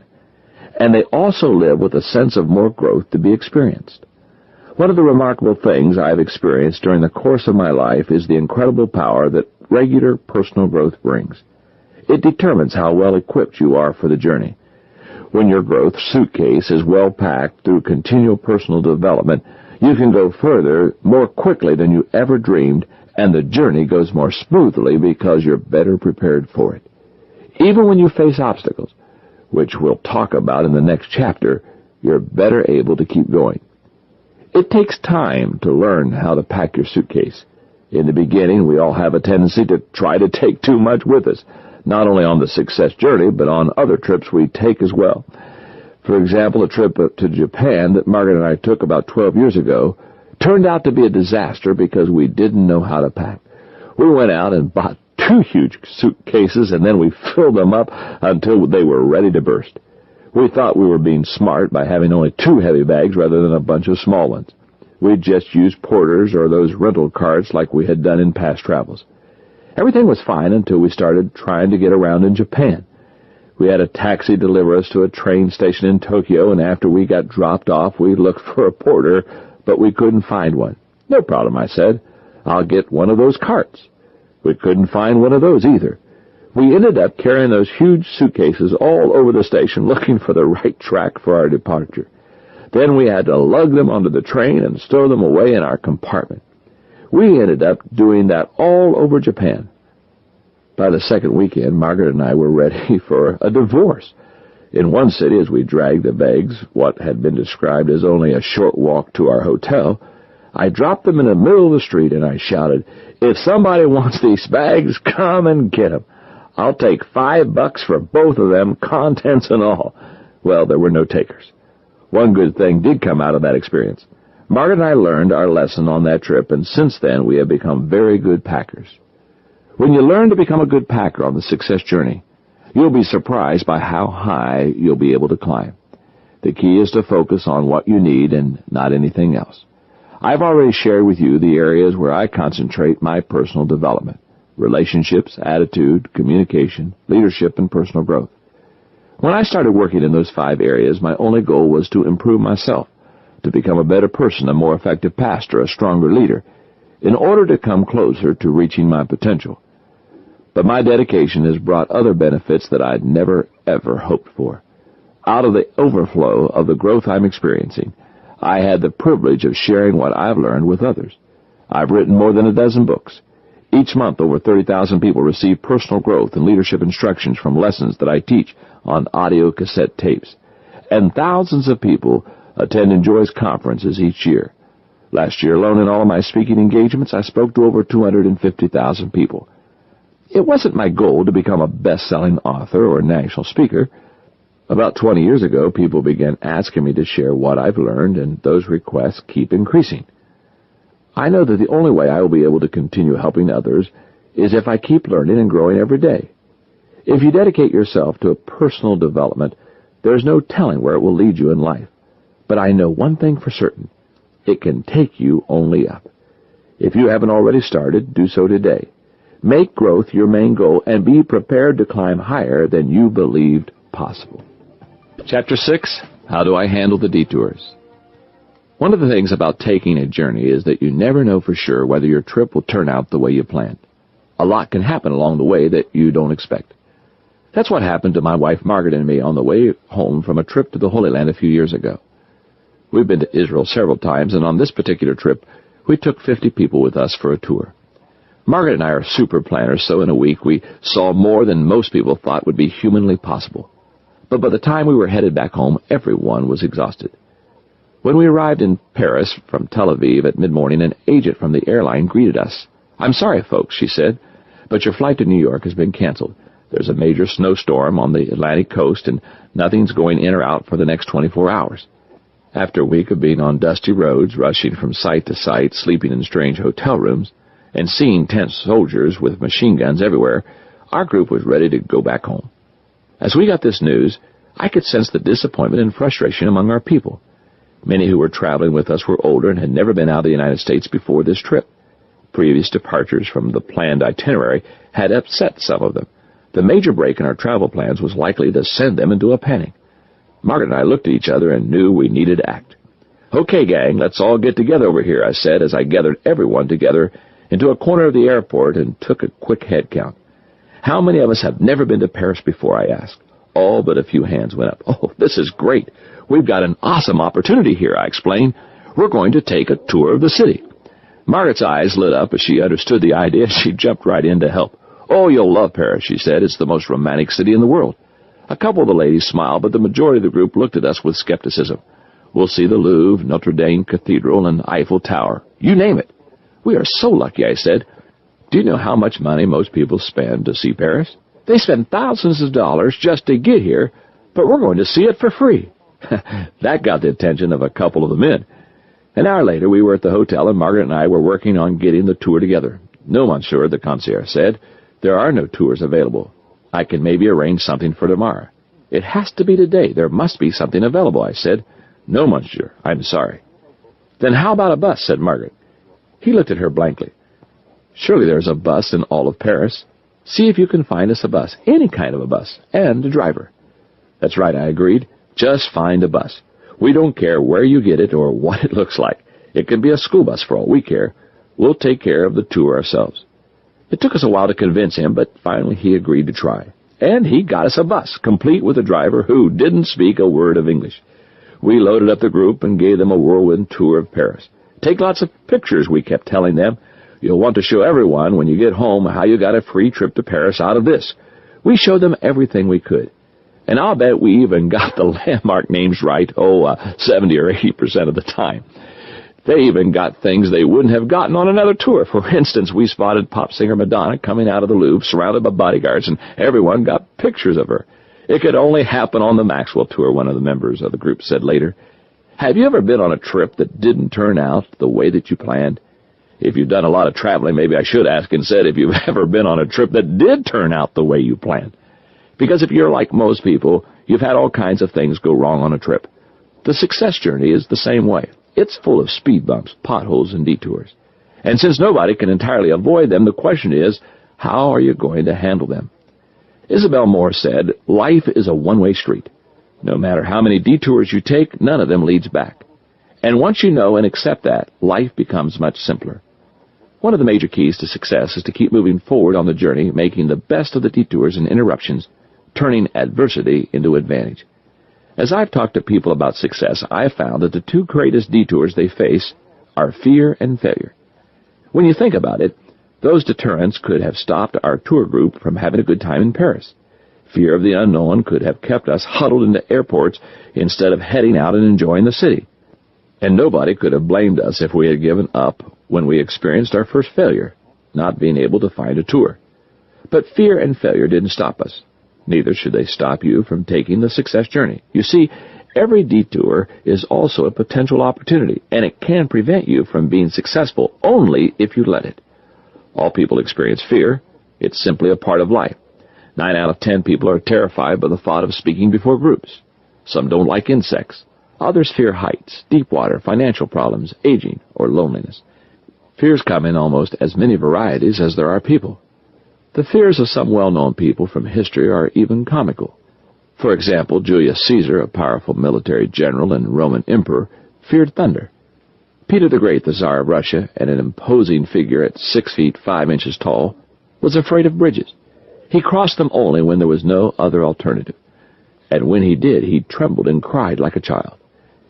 An 18th century British writer and literary critic, Dr. Samuel Johnson, had a phobia about entering a room with his left foot first. Anytime he accidentally entered a room wrong-footed, he would back out again and enter again with his right foot. He took wanting to put his best foot forward to a ridiculous extreme. When it comes to dealing with fear, we have 3 choices. First, we can try to avoid it altogether. But that means staying away from every known or potential fear-producing person, place, thing, or situation. That's neither practical nor productive. If we move tentatively from place to place, always worrying about what's around the corner, we'll come face to face with something that could cause us to fear. It will tie us into knots. A second way to deal with fear is to hope that it will just go away. But that's like hoping for a fairy godmother to rescue you. Fortunately, there is also a third way to deal with fear, and that is to face it and to overcome it. In the end, that's the only method that really works. Here's a strategy to help you face the fear and do it anyway. First, discover the foundation of fear. Most of the fears we face every day are not based on facts. They are generated by our feelings. For example, a study performed by the University of Michigan showed the following. 60% of our fears are totally unwarranted. They never come to pass. 20% of our fears are focused on our past, which is completely out of our control. 10% of our fears are based on things so petty that they make no difference in our lives. Of the remaining 10%, only 4 to 5% could be considered justifiable. That means whatever time or energy we give to fear is totally wasted and counterproductive 95% of the time. Fear is interest paid on a debt we may not owe. If you've allowed yourself to be detoured by fear, then it's time to look beyond your feelings and examine the thinking that's generating your fears. Compare your thought patterns to the facts and see where they don't match up. If your focus is on the past, try to move beyond it. If you're worrying about petty things, remind yourself of what is really important. And if you can't change your thought patterns on your own, then seek the help of a professional counselor. Don't allow yourself to remain a prisoner of your feelings. Second, admit your fears. The best thing to do in case of your few justifiable fears, which is 5% or less, is to acknowledge them and keep moving forward. That's what our greatest heroes have done. For example, consider the life and the career of someone like George S. Patton, a bold and innovative general who was instrumental in the success of the Allies in World War II. You might be tempted to think that he didn't experience fear, but that's not the case. He felt the fear, but he didn't let it stop him. He once said, "I am not a brave man. The truth of the matter is, I am usually a coward at heart. I have never been in the sound of a gunshot or sight of battle in my whole life that I was not afraid. I constantly have sweat on my palms and a lump in my throat." Imagine that. One of our bravest generals thought of himself as a coward. One of the keys to Patton's success was that he learned how to deal with his own fear. He said, "The time to take counsel of your fears is before you make an important battle decision. That's the time to listen to every fear you can imagine. When you have collected all the facts and the fears and made your decision, turn off all of your fears and go ahead. If someone who considered himself a coward could do it, so can you." Third, accept fear as the price of progress. One of the things that we must realize is that the things we fear either will come true or they won't, and our fear will not positively affect the outcome. The only thing fear can do is detour us, if we let it. That's why it's critical to accept fear as the price of progress. As Dr. Susan Jeffries said, "As long as I continue to push out into the world, as long as I continue to stretch my capabilities, as long as I continue to take risks in making my dreams come true, I am going to experience fear." Fourth, develop a burning desire within you. One of the best antidotes to fear is your dream. It can fuel the flames of the desire within you until you're willing to confront and overcome your fear. Your dream can help you go where you're afraid to go and do what you're afraid to do. It will enable you to channel your fear positively. As professional boxing manager Cus D'Amatos put it, the hero and the coward both feel exactly the same fear. Only the hero confronts his fear and converts it into fire. Your dream can provide the spark that will turn your fear into fire. Fifth, focus on things you can control. Former UCLA basketball coach John Wooden, one of the best coaches who ever lived, said, "Do not let what you cannot do interfere with what you can do." Wooden was known for stressing excellence to his players and encouraging them to work toward their potential. He never made winning a championship his goal. He focused on the journey, not the destination. Yet his work ethic and focus on things within his control earned his UCLA teams 4 undefeated seasons, an 88-game winning streak, and an incredible 10 national championships. No one had ever done that before him, and no one has done it since. As we move forward on the success journey, we need to remember what happens in us is more important than what happens to us. We can control our own attitudes as we travel on the journey, but we have no control over the actions of others. We can choose what to put on our calendars, but we cannot control today's circumstances. Unfortunately, the majority of the fear and stress that people experience in life is from things that they can do nothing about. Don't let that happen to you. Sixth, put some wins under your belt. Vince Lombardi, legendary coach of the NFL Green Bay Packers, once said, "Winning is a habit. Unfortunately, so is losing." He understood that past successes have great influence on our ability to perform well. That principle also applies to overcoming our fears. Each time we face a fear and move forward in spite of it, we are better prepared to challenge the next one. In time, we develop the habit of winning over fear, the smaller victories paving the way for the greater ones. Eventually, fear isn't a problem and no longer sends us on major detours from the success journey. Finally, feed your faith, not your fear. The bottom line is that we have a choice. We can feed our fears or we can starve them. Both fear and faith will be with us every minute of every day. But the emotion that you continually act upon, the one you feed, dominates your life. Acting on the right emotion lifts you to success, while acting on the wrong one starts you on a disheartening tour. Feeling the fear and moving ahead anyway depend on changing your thought patterns from fear means stop to fear means go. Mark Twain said, "Do something every day that you don't want to do. This is the golden rule for acquiring the habit of doing your duty without pain." The irony is that the successful person who keeps growing, taking risk, and moving forward feels the same feelings as the one who allows fear to stop him. He just doesn't let fear dominate him. The other major detour people face on the success journey is failure. Recently, my friend Max Lucado came to visit me, and a conversation that we had over dinner one night reminded me of the importance of being able to handle failure. Max is an incredible writer, one of the finest Christian writers we have today, and as we ate dinner, I asked him about getting his first book published. Well, he said, "In the beginning, nobody wanted to publish my stuff." I almost choked on my food. "What do you mean?" I said. "Max's prose reads like poetry. It's beautiful." "Nobody wanted to publish it," he answered. "I sent out my first manuscript to at least 15 publishers before one finally said yes." "Those publishers must be kicking themselves now," I said. "Max has published a lot of books and since then, and I'm guessing that he's sold a couple million copies. When you were trying to get that first one accepted, didn't you ever get discouraged and think about giving up?" "No," he said. "Every time I got the manuscript back, I thought, well, I'll just try another publisher." That's when it hit me. Max had something that just about all successful people have, the ability to fail. Wait a minute, you may be saying. I thought you were talking about the success journey. Doesn't success mean avoiding failure? The answer is no. All of us fail. As we travel, we all hit potholes, take wrong turns, or forget to check the radiator. The only person who avoids failure altogether is the person who never leaves the driveway. So the real issue is not whether you're going to fail, it's whether you're going to fail successfully, profiting from your failure, or allow failure to send you on a permanent detour. As Nelson Boswell said, the difference between greatness and mediocrity is often how an individual views mistakes. If you want to continue on the success journey, you need to learn to fail forward.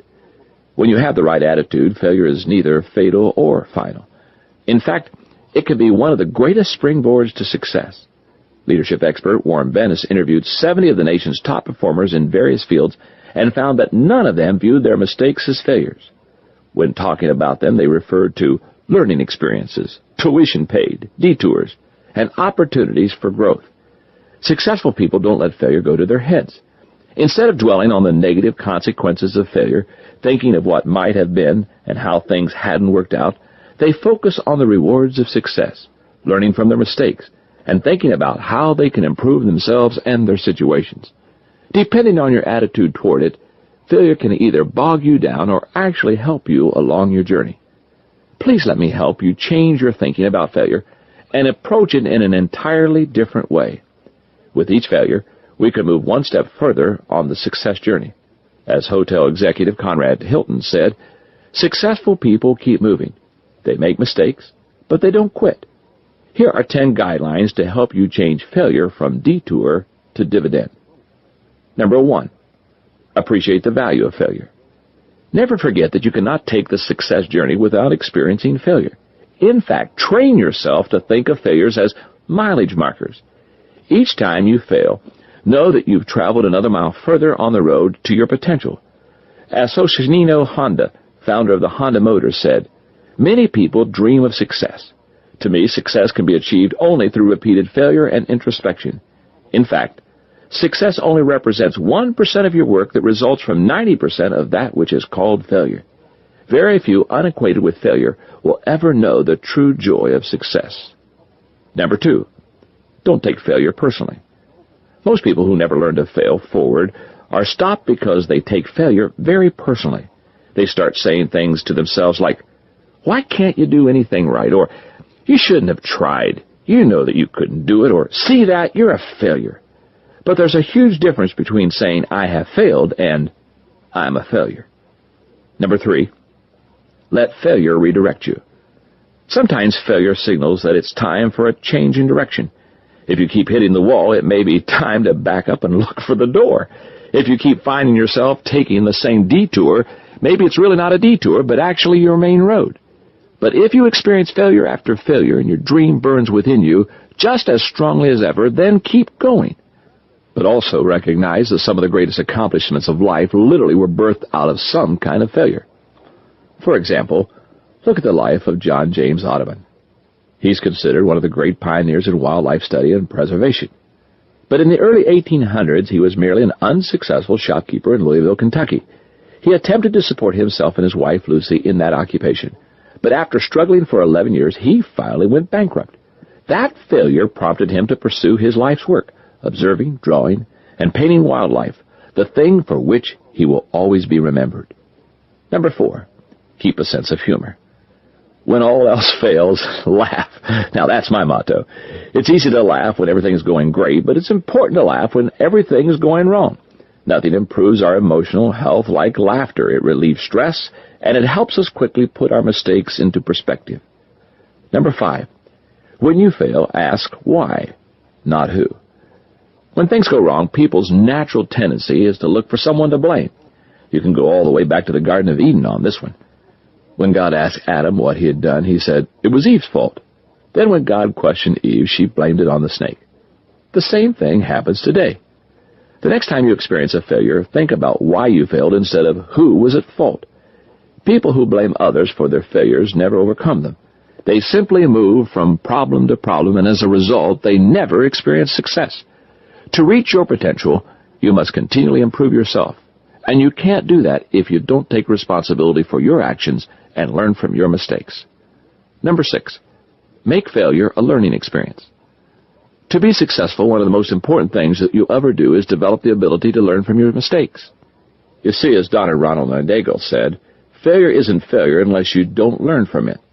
That learning process changes what could be a permanent detour into a springboard to your potential. Willingness to learn from failure and the ability to overcome it are inseparably linked to each other. If you're not continually learning, you're going to keep making the same mistakes over and over again. It's okay if you fall down, as long as you learn something as you get up. Number 7, don't let failure keep you down. Austin O'Malley said, "The fact that you have been knocked down is interesting, but the length of time you remain down is important. As you travel on the success journey, you will have problems. The question is, are you going to give up and stay down wallowing in your defeat, or are you going to get back up on your feet as quickly as you can? Or, as a college friend of mine used to say, I'm never down. I'm either up or getting up. Number 8, use failure as a gauge for growth. When most people try to gauge success, they judge it according to how little failure they find. But that's exactly opposite of how successful people see failure. They already know what Fortune magazine found out several years ago when it analyzed successful people. Most successes failed an average of 7 times before they succeeded. You see, the more you try, the greater amount of failure you are likely to experience, and the greater amount of success. I don't know about you, but I'd rather reach 90% of my potential with plenty of mistakes than to reach only 10% with a perfect score. Number 9, see the big picture. Nothing is better at helping you deal with failure than perspective. Let me give you an example. Coaches Tom Landry, Chuck Noll, and Bill Walsh accounted for 9 of the 15 Super Bowl victories between 1974 and 1989. Do you know what else they have in common? They also had the worst first-season record of all head coaches in NFL history. Isn't that incredible? If they had judged their potential for success on their first year in professional football, they probably would have quit. If life were a snapshot and had been taken during their losing seasons, they would have been in trouble. But life isn't a snapshot. It's a moving picture. They were able to overcome their failings and continue on the journey to reaching their potential. Their failure was not final, and neither is yours. The next time you blow it, think about the big picture. There will be other days. We all make mistakes, but we can come back. Number 10, don't give up. I mentioned before that occasionally failure is a sign that we should explore other opportunities. While that is sometimes true, most often success comes as the result of good old-fashioned tenacity. B.C. Forbes said, "History has demonstrated that the most notable winners usually encountered heartbreaking obstacles before they triumphed. They finally won because they refused to become discouraged by their defeats. Failure comes easily to everyone, but the price of success is perseverance." I've made a lot of mistakes and experienced many failures in my life, probably more than the average person. But I've also experienced a lot of success. When I think back, one of the failures that stands out in my mind was an incident that occurred when I was in my first professional leadership position. I was 22 years old, and I backed down from a challenge when I should have kindly but firmly confronted the person who made it. As a result, I lost a lot of self-respect. I had wimped out when I should have stood strong. After that incident, my life could have taken a serious detour. I could have looked in the mirror every day and beaten myself up saying, "John, you're a wimp, a failure. You'll never be a success, and you're certainly not a leader." But that's not what I did. I took another route. Instead, I looked in that mirror and said to myself, "Self," that's where the sense of humor comes in, "you made a big mistake. If you don't want to keep making that same mistake again, you'd better do something about it." I spent the next 2 days in my office with a legal pad thinking through the process of positive confrontation. I carefully laid out a strategy for confronting others so that the next time something like that happened to me, I could do it right. The incredible thing is that it not only helped me to succeed the next time out, but over the years, positive confrontation has become one of my greatest strengths as a leader. In fact, I've even taught over 10,000 leaders how to confront others through the Enjoy Life Club, the equipping tape I send out to leaders across the country each month. I couldn't begin to list all the failures I've had in my life, but I can tell you with certainty that I'll continue to add to that list. At 49 years old, I hope to have 30 more good years, and in that time, I'll keep failing. The issue is not whether I'm going to fail. Instead, when I fail, I need to determine whether I'm going to fail backward or forward. That's the real question. The detours can make a person better or bitter. It's my choice, and it's also yours. Chapter 7. Are we there yet? On a recent trip home to San Diego, I was trying to finish up a project I had been working on, and the pilot announced that we were starting to make our descent into the city. I could hear everyone around me straightening up their seats and packing up their belongings. But I kept working. I knew I had another few minutes before I needed to put my files back into my briefcase and get ready to get off the plane. Whenever I fly home, I can always tell how close we are to landing. If I'm sitting on the left side of the plane when the Coronado Bridge comes into view, spanning San Diego's beautiful bay, I know we're only a few seconds from touching down on the runway at Lindbergh Field, and that's when I pack up my stuff. You see, when you've taken a trip often, you come to know where you are and when you are about to reach your destination. That ability seemed hard to develop when we were kids and taking trips by the car. Do you remember that? Or if you have children of your own, you know what I'm talking about. What is the question they always seem to ask over and over when you're driving a long distance in a car? Are we there yet? Sometimes they even start asking it while you're still in the driveway. When it comes to the success journey, a lot of adults are in the same boat as children. They seem to be continually asking the question, am I there yet? Part of that comes from an impatience about being successful, but it also indicates that many people, despite their hard work, just can't tell if they're making progress or not on the journey. If you're silently asking yourself that same question, the first thing I would tell you is that you need to be asking yourself a different question. Instead of asking, am I there yet? Ask yourself, am I headed there? Remember, your goal is not to reach a destination, it's to take a journey. The second thing I would say is, look for the landmarks. Whenever you're traveling and you're not quite sure where you are, you instinctively look for a landmark to get your bearings. In fact, I bet you could identify many places because you already know their landmarks. For instance, if you saw the Colosseum, you'd say Rome. If the landmark was the Golden Gate Bridge, then you'd say San Francisco. If it was Big Ben, you'd say London. You know those landmarks either because you've seen them yourself or pictures of them. And the good news is that the same can be true of the landmarks on the success journey. All you need is someone who's acquainted with them to draw you a picture and you will recognize them. You may be saying to yourself, wait a minute, why do I need to know about landmarks? Haven't I already identified my goals? Aren't they my landmarks? That's actually a good question. But there are many major differences between goals and landmarks. Goals generally provide an external target to shoot at in order to accomplish your dream. But success landmarks are internal, not external. They mark changes in you, in your thinking and attitudes, which are then reflected outwardly in how you act. The more landmarks you pass on the inside, the farther you will travel on the outside. As you make progress on the success journey, you will frequently find yourself standing at a crossroads, and each time you do, you'll have to make a decision. Usually you have three choices: gain something, lose something, or trade something.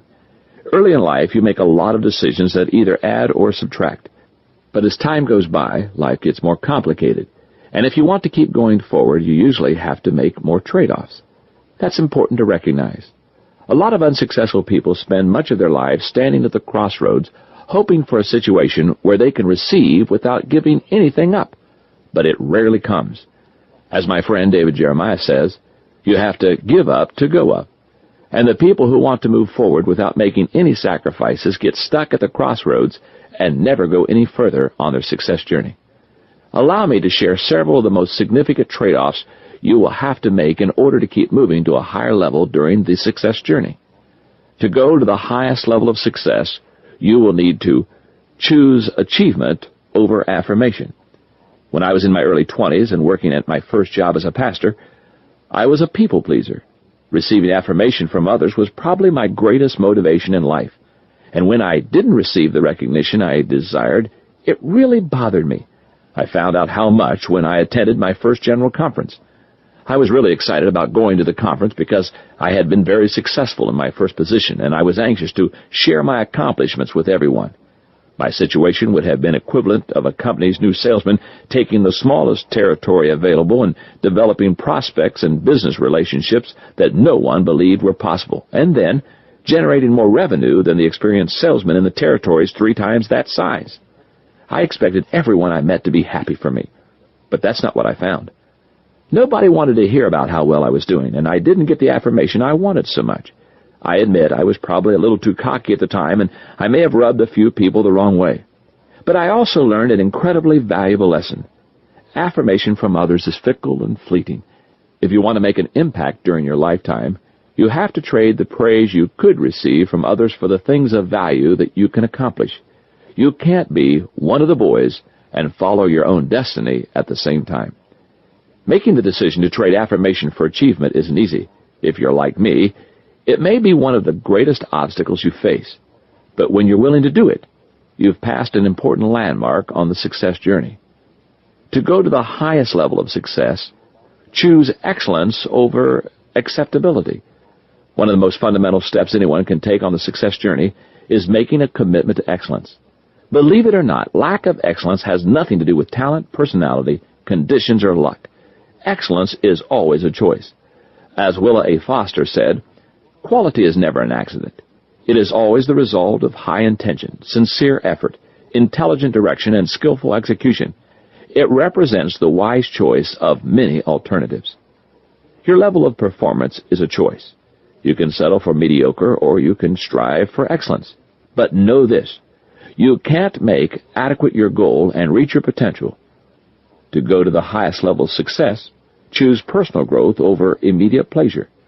We've already talked about personal growth in depth, but let me again remind you of its importance by communicating a statement by opera singer Beverly Sills. There are no shortcuts to any place worth going. Never forget that you cannot dedicate yourself to pursuing pleasure and make genuine progress in your personal growth at the same time. You have to choose one or the other. To go to the highest level of success, choose future potential over financial gain. There are a lot of things in life with greater value than money. Possibly the greatest of these is your personal potential. I frequently traded financial gain for the prospect of future potential, particularly when managing my career. Aside from my role as the founder of Enjoy, I've held only 4 positions in over 26 years. When I accepted my first position straight out of college, I selected the lower paying of the 2 positions I was considering because it offered greater opportunity for me to grow. And in the 2.5 decades since then, I only accepted one position that offered a higher salary than the one I left. In every other case, I gladly accepted a cut in pay to receive the opportunity for greater potential. Money often brings options, but it doesn't necessarily add value to your life. As you make decisions on the success journey, base them on potential, not dollars. To go to the highest level of success, choose a narrow focus over scattered interest. When you're young and first starting out, it's good to try out a lot of different things. That's one of the ways you'll learn your strengths and discover your dreams. But if you're going to go very far on the success journey, at some point you must narrow your focus. It's one of the major landmarks you pass into the second half of your life. Finally, to go to the highest level of success, choose significance over security. Most people enjoy feeling secure. It's a natural desire, one that psychologist Abraham Maslow recognized as important in the hierarchy of human needs. But to keep moving to a higher level and reach your potential, you will also have to be willing to bypass another landmark and trade security for significance. Newsman Tom Brokaw said, "It's easy to make a buck. It's a lot tougher to make a difference." And that's the essence of significance, the ability to make a difference in your world and the lives of others. There's no greater trade-off worth making. Over the years, I have found that there are 2 keys to being able to make good trade-offs on the success journey. The first is the willingness to make sacrifices. The truth is, there is no success without sacrifice. If you are currently succeeding and you haven't made any sacrifices, then someone who has gone before you has made some that are benefiting you. And if you are making sacrifices now and you're not seeing any success, be assured either you or someone else will enjoy the fruits of those sacrifices later on. When I was growing up, my parents taught me this concept. My dad always used to say, "John, you can pay now and play later, or you can play now and pay later. But either way, you are going to have to pay." The second secret in being able to make good trade-offs throughout life is good old-fashioned persistence. You may have already heard this statement made by President Calvin Coolidge because McDonald's founder Ray Kroc was fond of quoting it. Nothing in the world can take the place of persistence. Talent will not. Nothing is more common than unsuccessful men with talent. Genius will not. Unrewarded genius is almost a proverb. Education will not. The world is full of educated derelicts. Persistence and determination alone are omnipotent. The good news is that persistence isn't something you have to be born with to have. It's an attitude, and it can be developed and strengthened. You can teach yourself to dig in instead of give in. There's no doubt that you have to make trade-offs throughout life in order to succeed, and only through wise exchanges can we reach our potential. The problem many unsuccessful people have is that they haven't worked to develop much in their lives that is worth trading. They want to trade being a couch potato for becoming the president of the New York Stock Exchange. But it doesn't work that way. You can only make a trade when you've got something worth giving up. And when you do trade, you don't trade from the lowest level to the highest, skipping over all the levels in between. Usually, you're only able to move one level at a time, either up or down. I hope you also set your sights on moving ever forward and upward on your journey. To do it, you'll need to make trade-offs along the way, often giving up something good in order to get something better. But it's a price worth paying. And as you make those trade-offs, keep looking for the landmarks. They will tell you how you're doing, and whether or not you're coming closer to reaching your potential. Chapter 8. Is it a family trip? One of the things I love most about traveling is taking my family with me on trips, including business trips. It gives me the chance to share the opportunities and the rewards of the journey. Fairly early in our marriage, Margaret and I realized that I would often have the opportunity to travel, and we decided that any time I got the chance to go someplace interesting, she would come along with me, even if it was difficult financially. And once we had the kids, we tried to take them as often as possible. Together, Margaret, Elizabeth, Joe Porter, and I have been to the capitals of Europe, the jungles of South America, the teeming cities of Korea, the rugged outback of Australia, and on safari in South Africa. We've met wonderful people of every race and a multitude of nationalities. We've had the chance to see and do things that will remain in our memories for the rest of our lives. But our travels around the globe don't in any way compare to the most important trip we've been on together, the success journey. What would it profit me to gain the whole world and lose my family? As I talk to people about the idea of the success journey and listen to them talk about their experiences, I heard a lot of interesting stories. For example, Stephanie Wetzel told me about an incident from a choir trip that she took in high school. She and a choir of about 50 were traveling together across country on a bus along with her choir director and his wife, high school-age daughter, and 7-year-old son. The worst part of the trip was the long, hot drive across Texas. To break up the monotony, they'd pull over at a rest stop every now and then and give everyone a chance to stretch their legs and go to the restroom. After they had made one of these stops out in the middle of nowhere, they had been driving for almost an hour when they made a discovery. They couldn't find the director's 7-year-old son. They looked everywhere for him, but he wasn't on the bus. They immediately turned around and headed back toward the rest area. The director kept pleading with the driver to go faster. By the time they finally arrived at the rest stop, they were in a panic. Everyone scrambled out of the bus and began looking for him. It didn't take long to locate him. One of the boys found him in the men's room, killing flies. He hadn't even realized that he had been missed. If you have children, you know how traumatic an incident like that can be. Yet as much as parents love their children, every day many of them walk away from their families in the pursuit of success. It's almost as though they're driving down the road and they get pretty far along before they realize that they've left family members behind. The tragedy is that many value their careers, success, or personal happiness more than they do their families. They decide that it's too much work to go back, so they just keep driving. Their spouses and children are left behind to fend for themselves. To some people, marriages and families have become an acceptable casualty in the pursuit of success. But what many are now realizing is that the hope of happiness at the expense of breaking up a family is an illusion. You can't give up your marriage or neglect your children and gain true success. Building and maintaining strong families benefits us in every way, including helping us make the success journey. As Nick Steinitz said, when you have a strong family life, you receive the message that you are loved, cared for, and important. The positive intake of love, affection, and respect gives you inner resources to deal with life more successfully. I believe my greatest accomplishment in life was getting Margaret to marry me. We're partners in everything, and I know that I wouldn't have experienced any major success in life without her. But my gratitude to her and the children doesn't come from what they've brought me. It comes from who they are to me. You see, several years ago I realized that all the success of the world means nothing if you aren't loved and respected the most by those who are closest to you. When I reach the end of my days, I don't want Margaret, Elizabeth, or Joe Porter to say that I was a good author, speaker, pastor, or leader. My desire is that the kids think I'm a good father, and that Margaret thinks I'm a good husband. That's what matters most. Good marriages and strong families are great joys in life, and they make the success journey worthwhile. But they don't just happen on their own. If you want to have solid families and healthy marriages, we have to work to create them. If you have a family or intend to have one in the future, listen to the following 6 steps to building a strong family. They have helped to develop the Maxwell family and I believe they can help you to strengthen yours. Step number 1, express appreciation for each other. I once heard someone joke that the home is a place where family members go when they are tired of being nice to other people. Unfortunately, some homes actually seem to work that way. A salesman spends his day treating his clients with great kindness, often in the face of rejection, in order to build his business, but then he's rude to his wife when he comes home. Or a doctor spends the day being caring and compassionate with her patients, but comes home exhausted and blows up with her children.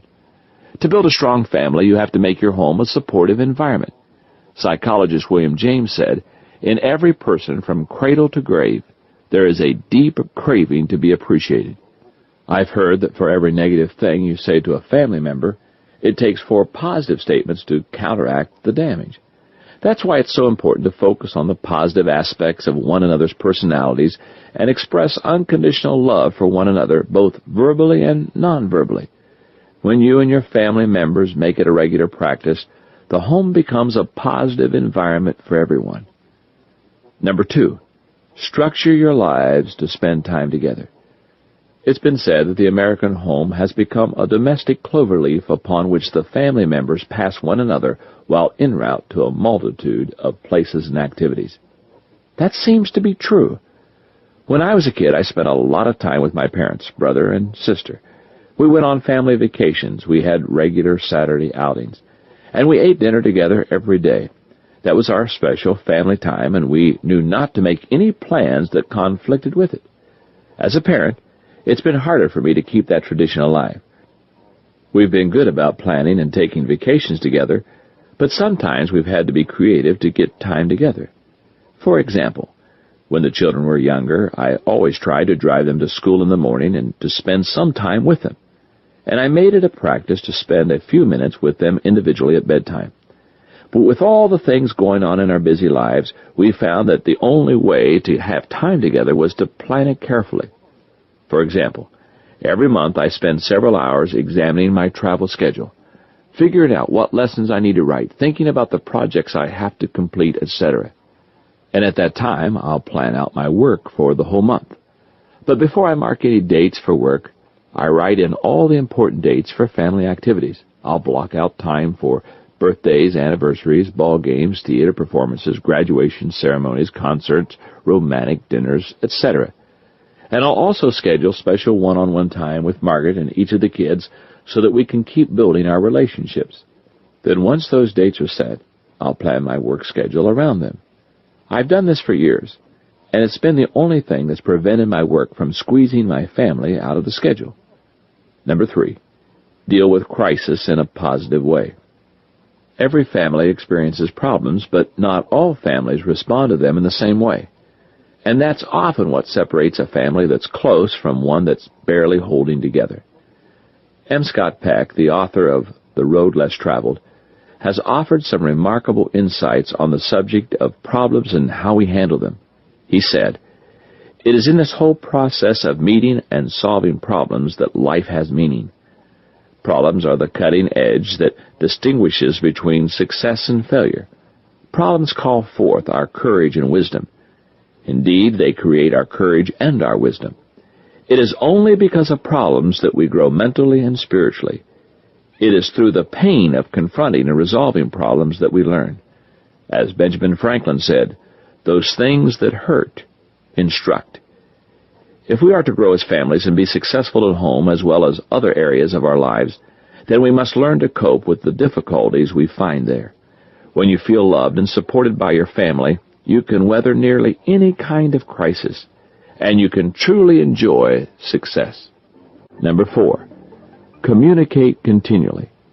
I once read an article in the Dallas Morning News that said the average couple married 10 years or more spends only 37 minutes a week in meaningful communication.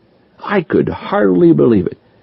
Compare that to the fact that the average American spends almost 5 times longer than that watching television every day. No wonder so many marriages are in trouble today. Just like anything else, good communication doesn't just happen by itself. It must be developed, and that process takes time and effort. Do what you can to promote positive communication in your family. Number 5, share the same values. Common values strengthen a family and are especially beneficial to children as they grow up. A study conducted by the Search Institute showed that in single-parent homes, children whose parent expresses and enforces standards thrive at twice the rate of children who don't have values promoted in a similar way. And that doesn't even take into account whether those values are what we would consider positive. The best way to get started in working toward sharing common values in your family is to take some time to identify what those values are. If you're like most families, you've never done that before. But to be able to live them out, you first must have to find them out. They are the things you are willing to go to the mat for. Let me give you 5 that we've identified in the Maxwell family so that you've got an idea of what I'm talking about. Number 1, commitment to God. Number 2, commitment to personal and family growth. Commitment 3, commonly shared experiences. Number 4, confidence in ourselves and others. And 5, the desire to make a contribution in life. The values you identify will undoubtedly be different from ours. The important thing is that you identify them. If you've never done it before, set aside some time to talk about your values with your spouse and children. If your kids are older, be sure to include them in the process of identifying them.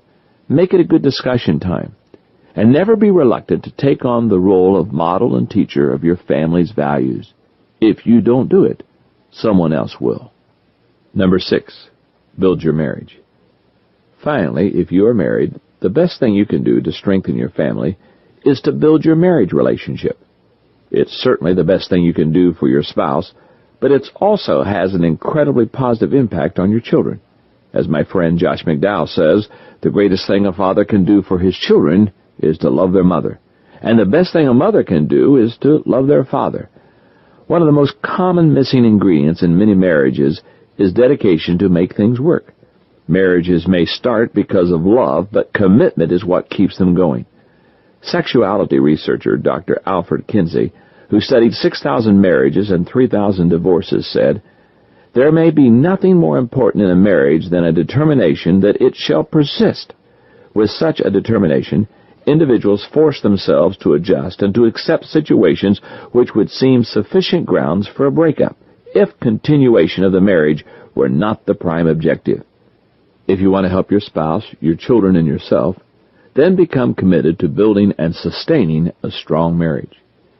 NBA coach Pat Riley said, "Sustain a family life for a long period of time, and you can sustain success for a long period of time. First things first, if your life is in order, you can do whatever you want." I believe that few people have ever been truly successful without a positive, supportive family. No matter how great a person's accomplishments are, I think they're still missing something when they're working without the benefits of those close relationships. True, there are people who are called to be single, but they are rare. For most people, a good family not only helps you know your purpose and develop your potential, but it helps you enjoy the journey along the way with a depth that isn't possible otherwise. And when it comes to sowing seeds that benefit others, who could possibly derive greater benefit from you than your own family members? Sometimes we need a jolt to wake us up to the less than acceptable way we've been interacting with people in our own families. I know that happened to Gary Rosberg, a friend of mine that I met through my involvement with Promise Keepers. He said that one day when his daughter was in 1st or 2nd grade, she and her classmates were asked to draw a picture of their families. She loved to draw, so she willingly tackled the assignment. That evening, she proudly brought her artwork home and showed it to her parents. When my friend looked at the picture, he said, "What's this a picture of?" "That's us," she answered. "The teacher asked me to draw us a picture of our family." He looked at the picture more carefully and saw that everyone was there except him. "Sweetheart," he asked, "is Daddy in the picture?" "No," she said. "Why not?" "This is a picture of us at home, and you're never here," she explained. It was like she had dropped a piano on him. She had said it as a simple fact without malice or any desire to inflict guilt. That was the day he decided that he was going to turn the bus around and come back for his family. If you've been traveling down the road on the success journey, but you've neglected to bring your family along, it's time for you to make a U-turn. Go back and pick up the people who matter most in your life, and commit yourself to traveling only on a journey that includes them. What greater joy could there be than a family trip of success? Chapter 9. Who else should I take with me? When our daughter Elizabeth was in her senior year of high school, Margaret and I decided to take her and the rest of the family on a trip to Hawaii as a graduation present. We told her about our plan several months in advance because Elizabeth isn't crazy about surprises. We also told her that she could invite one of her girlfriends to go along with her on the trip. What followed was 3 months of agonizing on Elizabeth's part concerning who she should take with her. There were a couple of times that Margaret and I got impatient and wanted to make the decision for her. But we resisted the temptation. We understood that no one can pick someone else's traveling companion. That is something that each person must do for herself. And Elizabeth finally made her choice, picking the girl she thought would be most compatible with her. The result, they both had a wonderful time. Maybe you haven't thought about it, but you're going to have to make similar decisions as you take the success journey. One of the questions you will need to ask of yourself is, who should I take along with me? While it may be possible for you to take the journey without others, I can tell you that you will never be able to reach your maximum potential and go to the highest level if you take the journey alone. One of the greatest lessons I've ever learned is this: the people closest to me determine my level of success or failure. The better they are, the better I am. And if I want to go to the highest level, I can do it only with the help of other people. I discovered this truth about 10 years ago as I approached my 40th birthday. At that time, I already felt very successful. I was the leader of the largest church in my denomination. I had already published 5 books. I was recognized as an authority on leadership, and I was teaching the subject in conferences and via taped lessons every month. I was fulfilling the purpose for which I was created, daily growing in my potential, and sowing seeds that benefited others. But my desire was to make an even greater impact on others. I wanted to go to a whole new level. My problem was that I had hit a wall. I was running a large organization that required a lot of my time. I had a family. I was writing books, leadership lessons, and sermons continually. And on top of that, my travel schedule was packed. I couldn't squeeze another thing into my schedule with a shoehorn and a bucket of axle grease. That's when I made the great discovery. The only places where my influence and productivity were growing was where I had identified and developed potential leaders. My intention in developing leaders had been to help them improve themselves, but I found that I was also benefiting greatly. Spending time with them had been like investing. They had grown, and at the same time I had reaped incredible dividends. That's when I realized that if I was to make it to the next level, I was going to have to extend myself through others. I would find leaders and pour my life into them, doing my best to bring them up to a new level, and as they improved, so would I. That process has changed my life. I've gone farther on the success journey and to a higher level than I ever dreamed possible. And the people around me deserve a huge amount of the credit for my success. People such as Maxwell, my wife. It all begins with her. Marrying Margaret is the smartest thing that I ever did. Whatever success I have achieved, personally and professionally, I owe to her. Dick Peterson. He's my partner and my friend. We started Enjoy together in his garage in 1985, and we've been on an incredible journey ever since. Now, as the president of Enjoy, he oversees every aspect of the business with wisdom and savvy. Dave Sutherland, a former IBM marketing executive. He's only been with me for a couple of years, but already he's making an incredible impact. Dave is the president of Enjoy Stewardship Services, the fastest-growing company in the Enjoy Group, and he is one of the strongest and most tenacious leaders I've ever seen. Dan Ryland. He's been with me for 15 years, first as my executive pastor and now as a vice president of Enjoy. Dan has carried a tremendous load for me, and he is one of the best developers of people that I've ever met. Stan Toller. I've known Stan for over 30 years. Stan was the first staff member I ever hired, and I'm grateful to have him back with me as a vice president of Enjoy. He is one of the greatest people persons I've ever known. Linda Eggers, my incredible personal assistant, she's worked for me for a total of 8 years. No one does more for me than Linda. She keeps straight a life that by all rights should be total chaos. There's almost no limit to what I can accomplish because of the wonderful people I have around me. Having exceptional people on the journey with you doesn't happen by accident. It's true that the greater your dream is, the greater the people who are attracted to you. But that alone isn't enough. You need to know what to look for in order to find the best people possible. And that means finding potential leaders. Everything rises and falls on leadership. Over the years, I've narrowed down what I look for in a potential leader to 10 things, and I want to share them with you. Here they are in order of importance. The people I want to take with me on the success journey. Number 1, make things happen. Millionaire philanthropist Andrew Carnegie said, "As I grow older, I pay less attention to what men say. I just watch what they do." I found that to be good advice. And as I've watched what people do, I've discovered that the ones I want with me are people who make things happen. They discover resources in places that you thought were barren. They can find prospects where you believed there weren't any. They create opportunities where you thought none existed. They take something average and make it above average. They never make excuses. They always find a way to make things happen. Number 2, they see and seize opportunity. Many people are able to recognize an opportunity after it's already passed them by. That's pretty easy. But seeing opportunities coming, now that's a different matter. Opportunities are seldom labeled.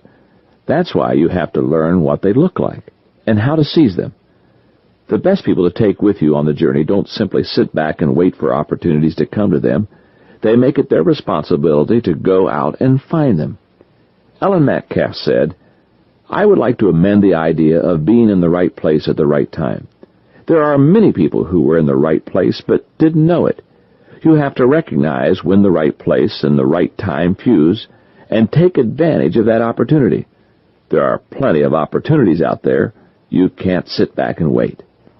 Of the people around you, who always seems able to recognize opportunities and grab hold of them? The people with those qualities are the ones you're probably going to want to take with you. Number 3, they influence others. I mentioned before that everything rises and falls on leadership. That's true because a person's ability to make things happen in and through others depends entirely on his ability to lead them. Without leadership, there is no teamwork. If your dream is big and will require the teamwork of a lot of people, then any potential leaders you select to go with you on the journey will need to be people of influence. After all, that's what leadership is, influence. And when you think about it, all leaders have 2 things in common. They're going somewhere, and they're able to persuade others to go with them. To be a good judge of potential leaders, don't just see the person, see all the people that person influences. The greater the influence, the greater the leadership potential, and the ability to get others to work with you to accomplish your dream. Number 4, they add value. Every person around you has an effect on you and your ability to fulfill your vision. You've probably noticed this before. Some people seem to hinder you, always taking more from you than they give back in return. Others add value to you, improving everything you do. When they come alongside of you, synergy develops that takes both of you to a new level. Those are the people to look for. Number 5, they attract other leaders. As you look for potential leaders to take with you on the success journey, you need to realize that there are really 2 kinds of leaders, those who attract followers and those who attract other leaders. People who attract and team up only with followers will never be able to do anything beyond what they can personally touch or supervise. For each person they interact with, they're influencing only one person, a follower. But people who attract leaders influence many other people. Their team can be incredible, especially if the leaders they recruit also attract other leaders. Beside the obvious factor of influence, there are other significant differences between people who attract leaders and those who attract followers. Here are a few. Leaders who attract followers need to be needed. Leaders who attract leaders want to be succeeded. Leaders who attract followers want recognition, but leaders who attract leaders want to reproduce themselves. Leaders who attract followers focus on others' weaknesses. Leaders who attract leaders focus on others' strengths. Leaders who attract followers want to hold on to power, while leaders who attract leaders want to share power. Leaders who attract followers spend their time with others. Leaders who attract leaders invest their time in others. Leaders who attract followers are good leaders. Leaders who attract leaders are great leaders. Leaders who attract followers experience some success, but leaders who attract leaders experience incredible success. As you look for people to join you on the journey, look for leaders who attract other leaders. They will be able to multiply your success. Number 6, they equip others. It's one thing to attract other people to you and have them join you on the success journey. It's another thing to equip them for the trip. The best people always give others more than an invitation.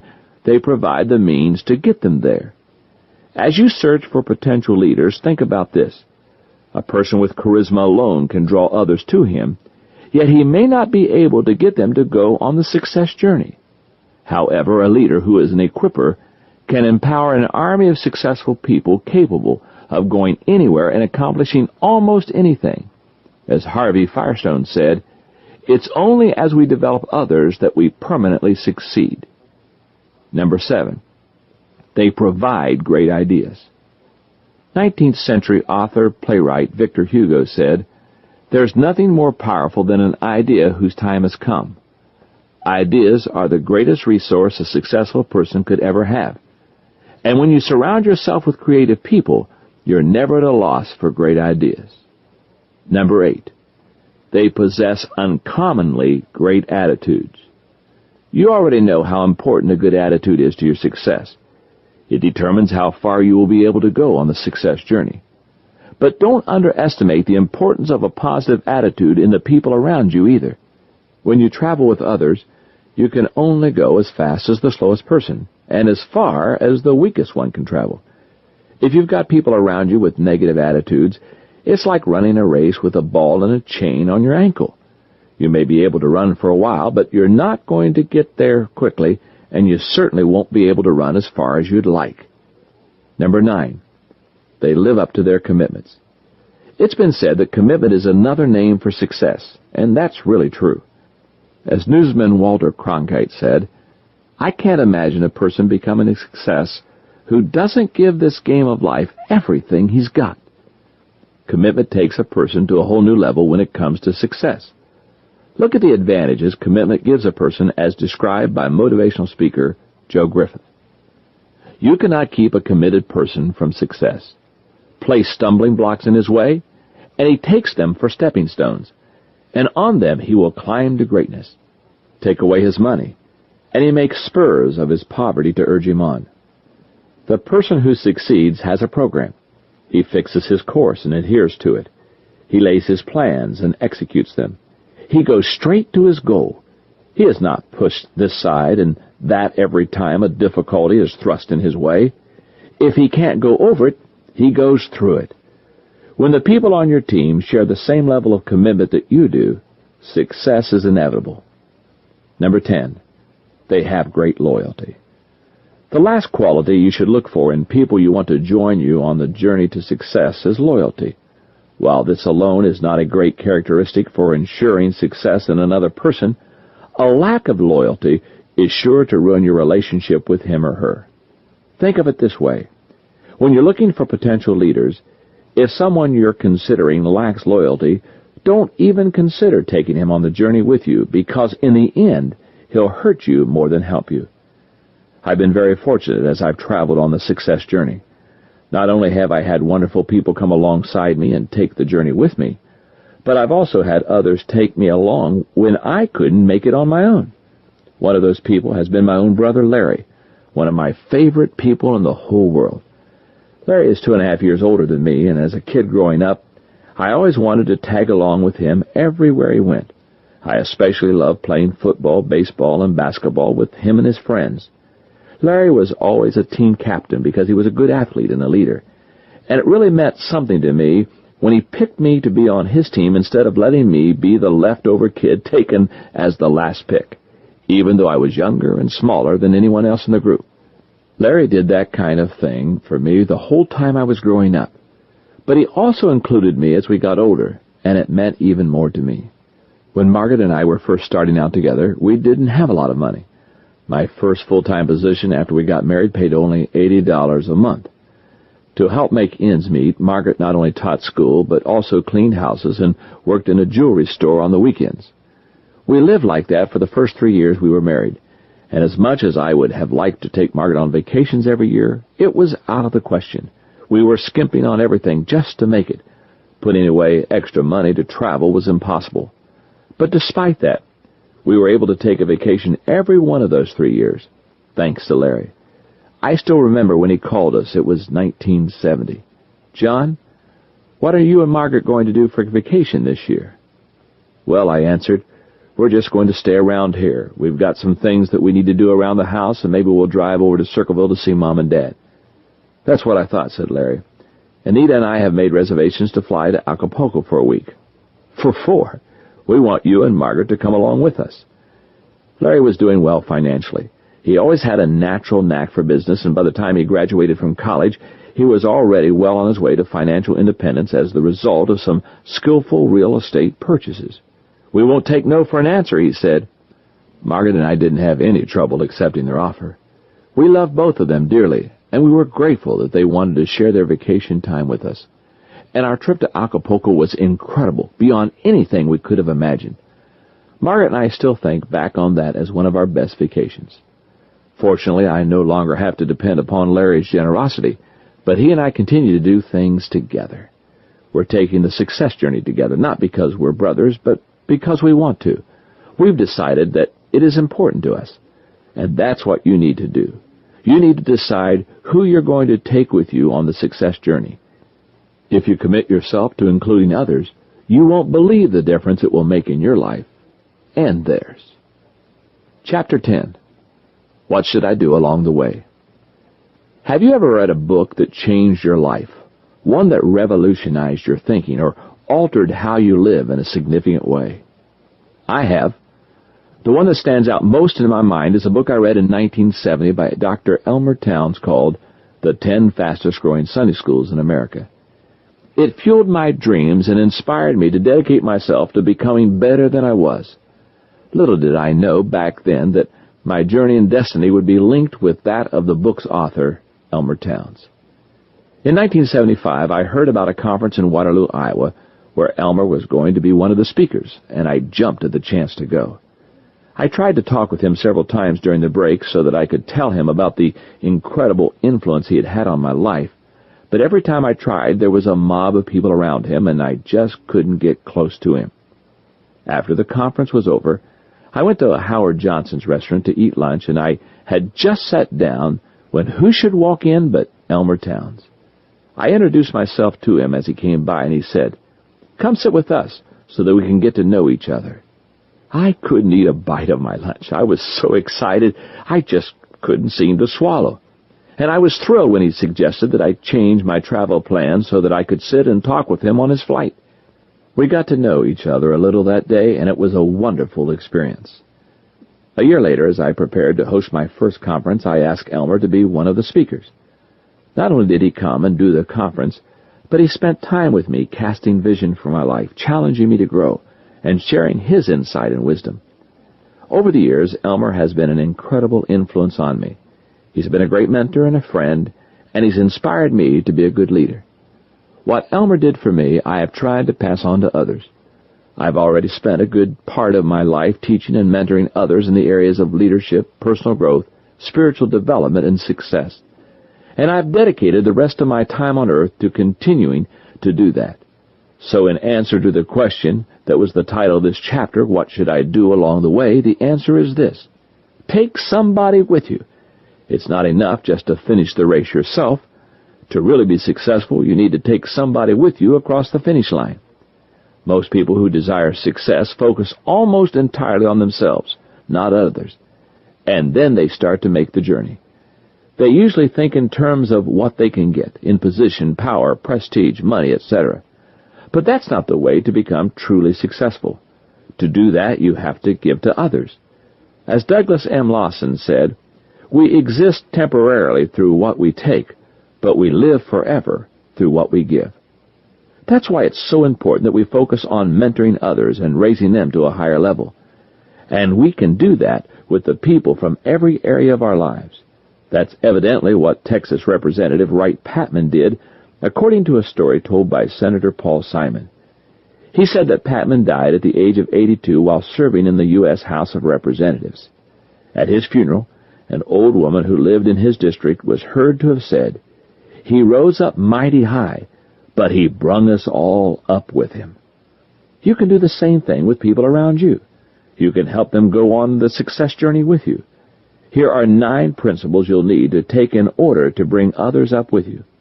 Number 1, make people development your top priority. If you want to succeed in developing people, you have to make it a top priority. It's always easier to dismiss people than to develop them.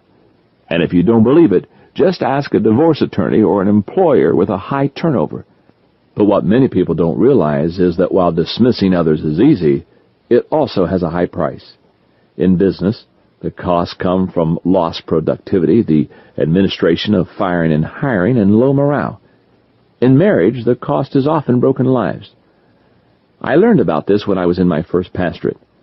My desire was to build a large church. I thought if I did, I would be a success. And I accomplished it.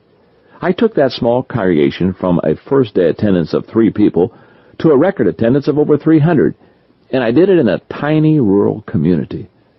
But I did the whole thing myself, with Margaret's help. I didn't spend time developing anyone else. And as a result, we had success only in the areas I touched. We had complaints in all the areas that I didn't touch, and everything fell apart after I left. I succeeded, but only for a moment, and I didn't bring lasting success to anyone else. I learned a lot from that experience, and in my second position, I made it a priority to develop others. Over an 8-year period, I developed 35 people, and they built up a church and made it successful. And when I left, their success continued, because those other leaders were able to carry on without me. If you want to make a difference in the lives of others, do the same thing. Commit yourself to developing people and taking them on the trip with you. Number 2, limit who you take along. Like it or not, you can't take everyone along with you on the success journey. As you begin to develop people, think of the journey as similar to a trip in a small private plane. If you try to take too many people along, you'll never get off the ground. When I teach leadership seminars, I always teach them what's known as the Pareto or the 80-20 principle. In a nutshell, it says that if you focus your attention on the top 20% in anything you do, you will get an 80% return. In the case of developing people, it means that you should spend 80% of your time developing the top 20% of the people around you. If you try to mentor and develop more people than that, you're going to be spreading yourself too thin. Number 3, develop relationships before starting out. One of the most common mistakes mentors make is trying to lead others before developing relationships with them. Look around you, and you can see it happening all the time. A new manager starts with a company and expects the people working there to respond to her authority without question. A coach asks his players to trust him and to go to the mat for him when they don't even know each other. A divorced father who hasn't seen his children in several years reinitiates contact with them and expects them to respond to him automatically, even though they haven't had time to rebuild the relationship yet. In each of these instances, the leader is expecting to make an impact on his people before building the relationship. It's possible that the followers will comply with what the leader's position requires, but they'll never go beyond that. The best leaders understand the important role of relationships when it comes to success. For example, Lee Iacocca once asked legendary Green Bay Packer coach Vince Lombardi what it took to make a winning team. Here's what Lombardi answered. There are a lot of coaches with good ball clubs who know the fundamentals and have plenty of discipline, but still don't win the game. Then you come to the third ingredient. If you're going to play together as a team, you've got to care for one another. You've got to love each other. Each player has to be thinking about the next guy and saying to himself, If I don't block that man, Paul is going to get his legs broken. I have to do my job well in order that he can do his. The difference between mediocrity and greatness is the feeling these guys have for each other. That concept doesn't apply only to football. It also applies to individuals traveling together on the success journey. If the relationships aren't there, people won't travel far together. Number 4, give help unconditionally. When you start developing people, you should never go into it with the idea of getting something out of it. That attitude will almost certainly backfire on you. If you expect to get something in return and you don't, it will make you bitter. And if you get back less than you expect, you'll resent the time that you spent. No, you have to go into the process expecting nothing. Give for the sake of giving, just for the joy of seeing another person learn to fly. When you approach it that way, your attitude will always remain positive, and the times that you do get back something in return, it's a wonderful win-win situation. Number 5, let them fly with you for a while. I want to share a secret with you. It's the greatest principle I've ever learned in the area of developing others. In fact, it's the one thing that guarantees success in mentoring. Are you ready? Here it is. Never work alone. I know that sounds too simple, but it is truly the secret to developing others. Whenever you do anything that you want to pass along to others, take someone along with you, and use an equipping model like this. First, I do it. Then I do it while you watch. I demonstrate it while you observe, and during the process I explain what I'm doing and why. Then you do it while I watch. As soon as possible, we exchange roles. I give you permission and authority to take over the job, but I stay with you to offer advice, correction, and encouragement. And finally, you do it. Once you're proficient, I step back and let you work alone. One of the great things about this is that it draws the learner up to a higher level. And as soon as he is on that higher level, it frees up the teacher to move on up to the next level. In all the years I've been equipping and developing others, I've never found a better way to do it than this. Number 6, put fuel in their tank. It's great to get people going and start them on the development process, but they won't get far without fuel, and that means resources for their continued personal growth. That's one of the greatest gifts that any mentor can give someone he's developing. I regularly share books, tapes, and videos with the people I'm developing and equipping. I also enjoy sending them to seminars. My goal is always to bring something to the table when I spend time with someone, whether it's an employee, a colleague, or a friend. I always want to be a resource person. You can do the same thing for others. Start by sharing the books and tapes that have changed your life, and also be on the lookout for good material in other people's areas of interest. There are few greater thrills than putting into another person's hands a resource that can help take them to the next level. Number 7, stay with them until they can solo successfully. I've been told that every student pilot looks forward to his first solo flight with great anticipation and a certain amount of fear. But a good flight instructor wouldn't allow a student to take that solo flight until he's ready, nor would he let that student avoid his solo once he's ready to go. I guess you could say that's the difference between a true mentor and a wannabe. It's like the difference between a flight instructor and a travel agent. The one stays with you, guiding you through the entire process until you're ready to fly. The other hands you a ticket and says, "Have a good flight." As you develop people, remember that you are taking them on the success journey, not sending them. Stay with them until they're ready to fly, and when they are ready, get them on their way. Number 8, clear the flight path. Even after teaching people to fly, providing them with fuel, and giving them permission to take the controls, some mentors don't take the last steps required to make their people successful. They don't give them an unencumbered flight path. Instead, they create obstacles such as a lack of clear direction, bureaucracy, isolation, and dishonest communication. Once you begin to develop others, check to see that you're not leaving obstacles in their path. Give them clear direction, positive support, and the freedom to fly. What you do can mean the difference between their failure and success, and when they succeed, so do you. Finally, number 9, help them repeat the process. Once you've done everything you can to help your people and they've taken off and are flying great, you may think you're done, but you're really not. There's still one more step that you must take to complete the process. You have to help them learn to repeat the development process and teach others to fly. You see, there is no success without a successor. The positive effect of developing others is remarkable, but you don't have to be a remarkable or unusually talented person to be a mentor. You can raise up people around you and teach them to fly just as I have. It does take desire and a commitment to the process, but it is the most rewarding part of success. Raising up others is the greatest joy in the world. You see, once people learn to fly, they're capable of going just about anywhere. And sometimes when they're flying high, they help you along too. I mentioned back in Chapter 6 that Margaret and I have gone to Israel several times and have taken groups with us to experience the Holy Land. One of the best parts of the whole process is always planning the trip and preparing the people for it. We spend months getting everyone ready. We meet with them periodically to teach them about what they're going to see. We try to equip the less seasoned travelers so that they're ready for the long plane flights and bus trips. We talk to them about the change in culture that they will experience.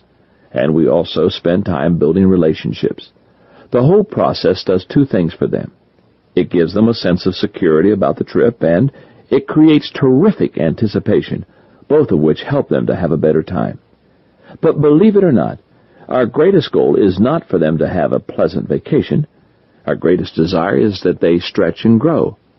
We want the trip to change their lives. And that should also be your goal as you take the success journey. Take others with you and help them change their lives for the better. Nothing in life is more fun or has greater return. You'll never regret the time you invest in people. Afterward, what did you like best about the trip? So now you know what it means to take the success journey. Hopefully you have a stronger sense of your purpose. You understand what it means to grow to your potential, and you are ready to start sowing seeds that benefit others. But before we finish our brief journey together, I've got one other question to ask you. It's the same question I've asked my children each time we've come to the end of a journey. What did you like best about the trip? I've always asked that because my goal whenever I took my children on a trip was for their lives to be changed. I wanted them to come back better than they left. And that question was something I asked to help them process and apply what they had encountered on the journey. And now I'm asking you that question to help you process and apply the principles in the success journey. Recently, I was talking to my old friend Stan Toller, and we were reminiscing about the success journey that we've taken together. Stan and I go back a long way, all the way to our years in college. And in the early 70s, when I was ready to hire my first staff member, Stan was the person I wanted. Stan has come a long way in his life. He was born into a poor coal mining family in West Virginia. When he was a young boy, his family moved to Columbus, Ohio to try to make a better life for themselves. But it wasn't too long after the move that they lost his dad. It was very tough on Stan, but he, his mom, and his 2 brothers were able to survive. Stan began working as a pastor when he was in the 11th grade. After he finished high school, he continued working with the church and learned to be a barber in order to make a living. And he also enrolled in Circleville Bible College. On the day that he walked across the stage to receive his degree from the president of the college, who happened to be my father, Stan was the first person in his family to have received a college education. I knew from the start that Stan was loaded with talent and potential, but I also saw that he still had some growing to do. His grammar was poor, which is trouble for someone who does a lot of speaking. He lacked confidence, and he had a poor self-image. What Stan needed most was a little encouragement to help him realize his potential, and I wanted to do everything I could to provide as much of that encouragement as possible. First, I let Stan know his great value. Every day when I worked with him, I tried to let him know how much potential he had and how much I believed in him. I gave him duties that I knew would stretch him and make him grow. I encouraged him to speak at conferences and began mentoring others. And when he thought about giving up on his education, I encouraged him to keep at it. Today, Stan holds 2 bachelor degrees, a master degree, an earned doctorate, and an honorary Doctor of Divinity degree. and he continues to challenge himself and grow. He's written 7 books, and he spends the majority of his time teaching and mentoring others. I believe Stan would have made the success journey without help from me. But I'm sure glad I was able to give him a hand along the way. I think I've been able to help him go to a higher level than if he'd gone all by himself. And I know he's helped me go to a higher level. He helped me to be a success over 20 years ago when he was my sole staff member in Lancaster, Ohio. And today he continues to help me as a good friend and member of the winning team at Enjoy. I'm here to encourage you and tell you that you can do it too. You can travel the road of success. I don't know where you are on the journey because I haven't had the pleasure of meeting you in person. But whether you're just getting started in the middle of the trip or approaching the end of it, you can make it. You can travel the road you were designed to take, and you can finish strong. It certainly may not be easy. Few things worth having in life are. But if you persevere, it probably won't be long before you realize that you truly are successful. At first, others may not recognize it and you won't get the credit you deserve. But as you continue to grow and work at fulfilling your purpose, a time probably will come when others suddenly consider you an overnight success and say, "Wow, how did he get so good so quickly?" And if you continue to be growth-oriented rather than goal-oriented, you'll stay on the path of success. And someday people may even give you more credit than you deserve. But no matter what happens, keep moving forward on the journey, staying true to your new definition of success. And as you go, make sure you take others with you. 3, 5, or even 10 years from now, I hope we have a chance to meet, and things will have changed for both of us. At that time, I hope you will tell me that you've gone higher up the mountain than you ever expected, and we'll reminisce, as Stan and I have. And that's when I'll ask you again, what did you like best about the trip? Audible hopes you have enjoyed this program. Audible hopes you have enjoyed this program.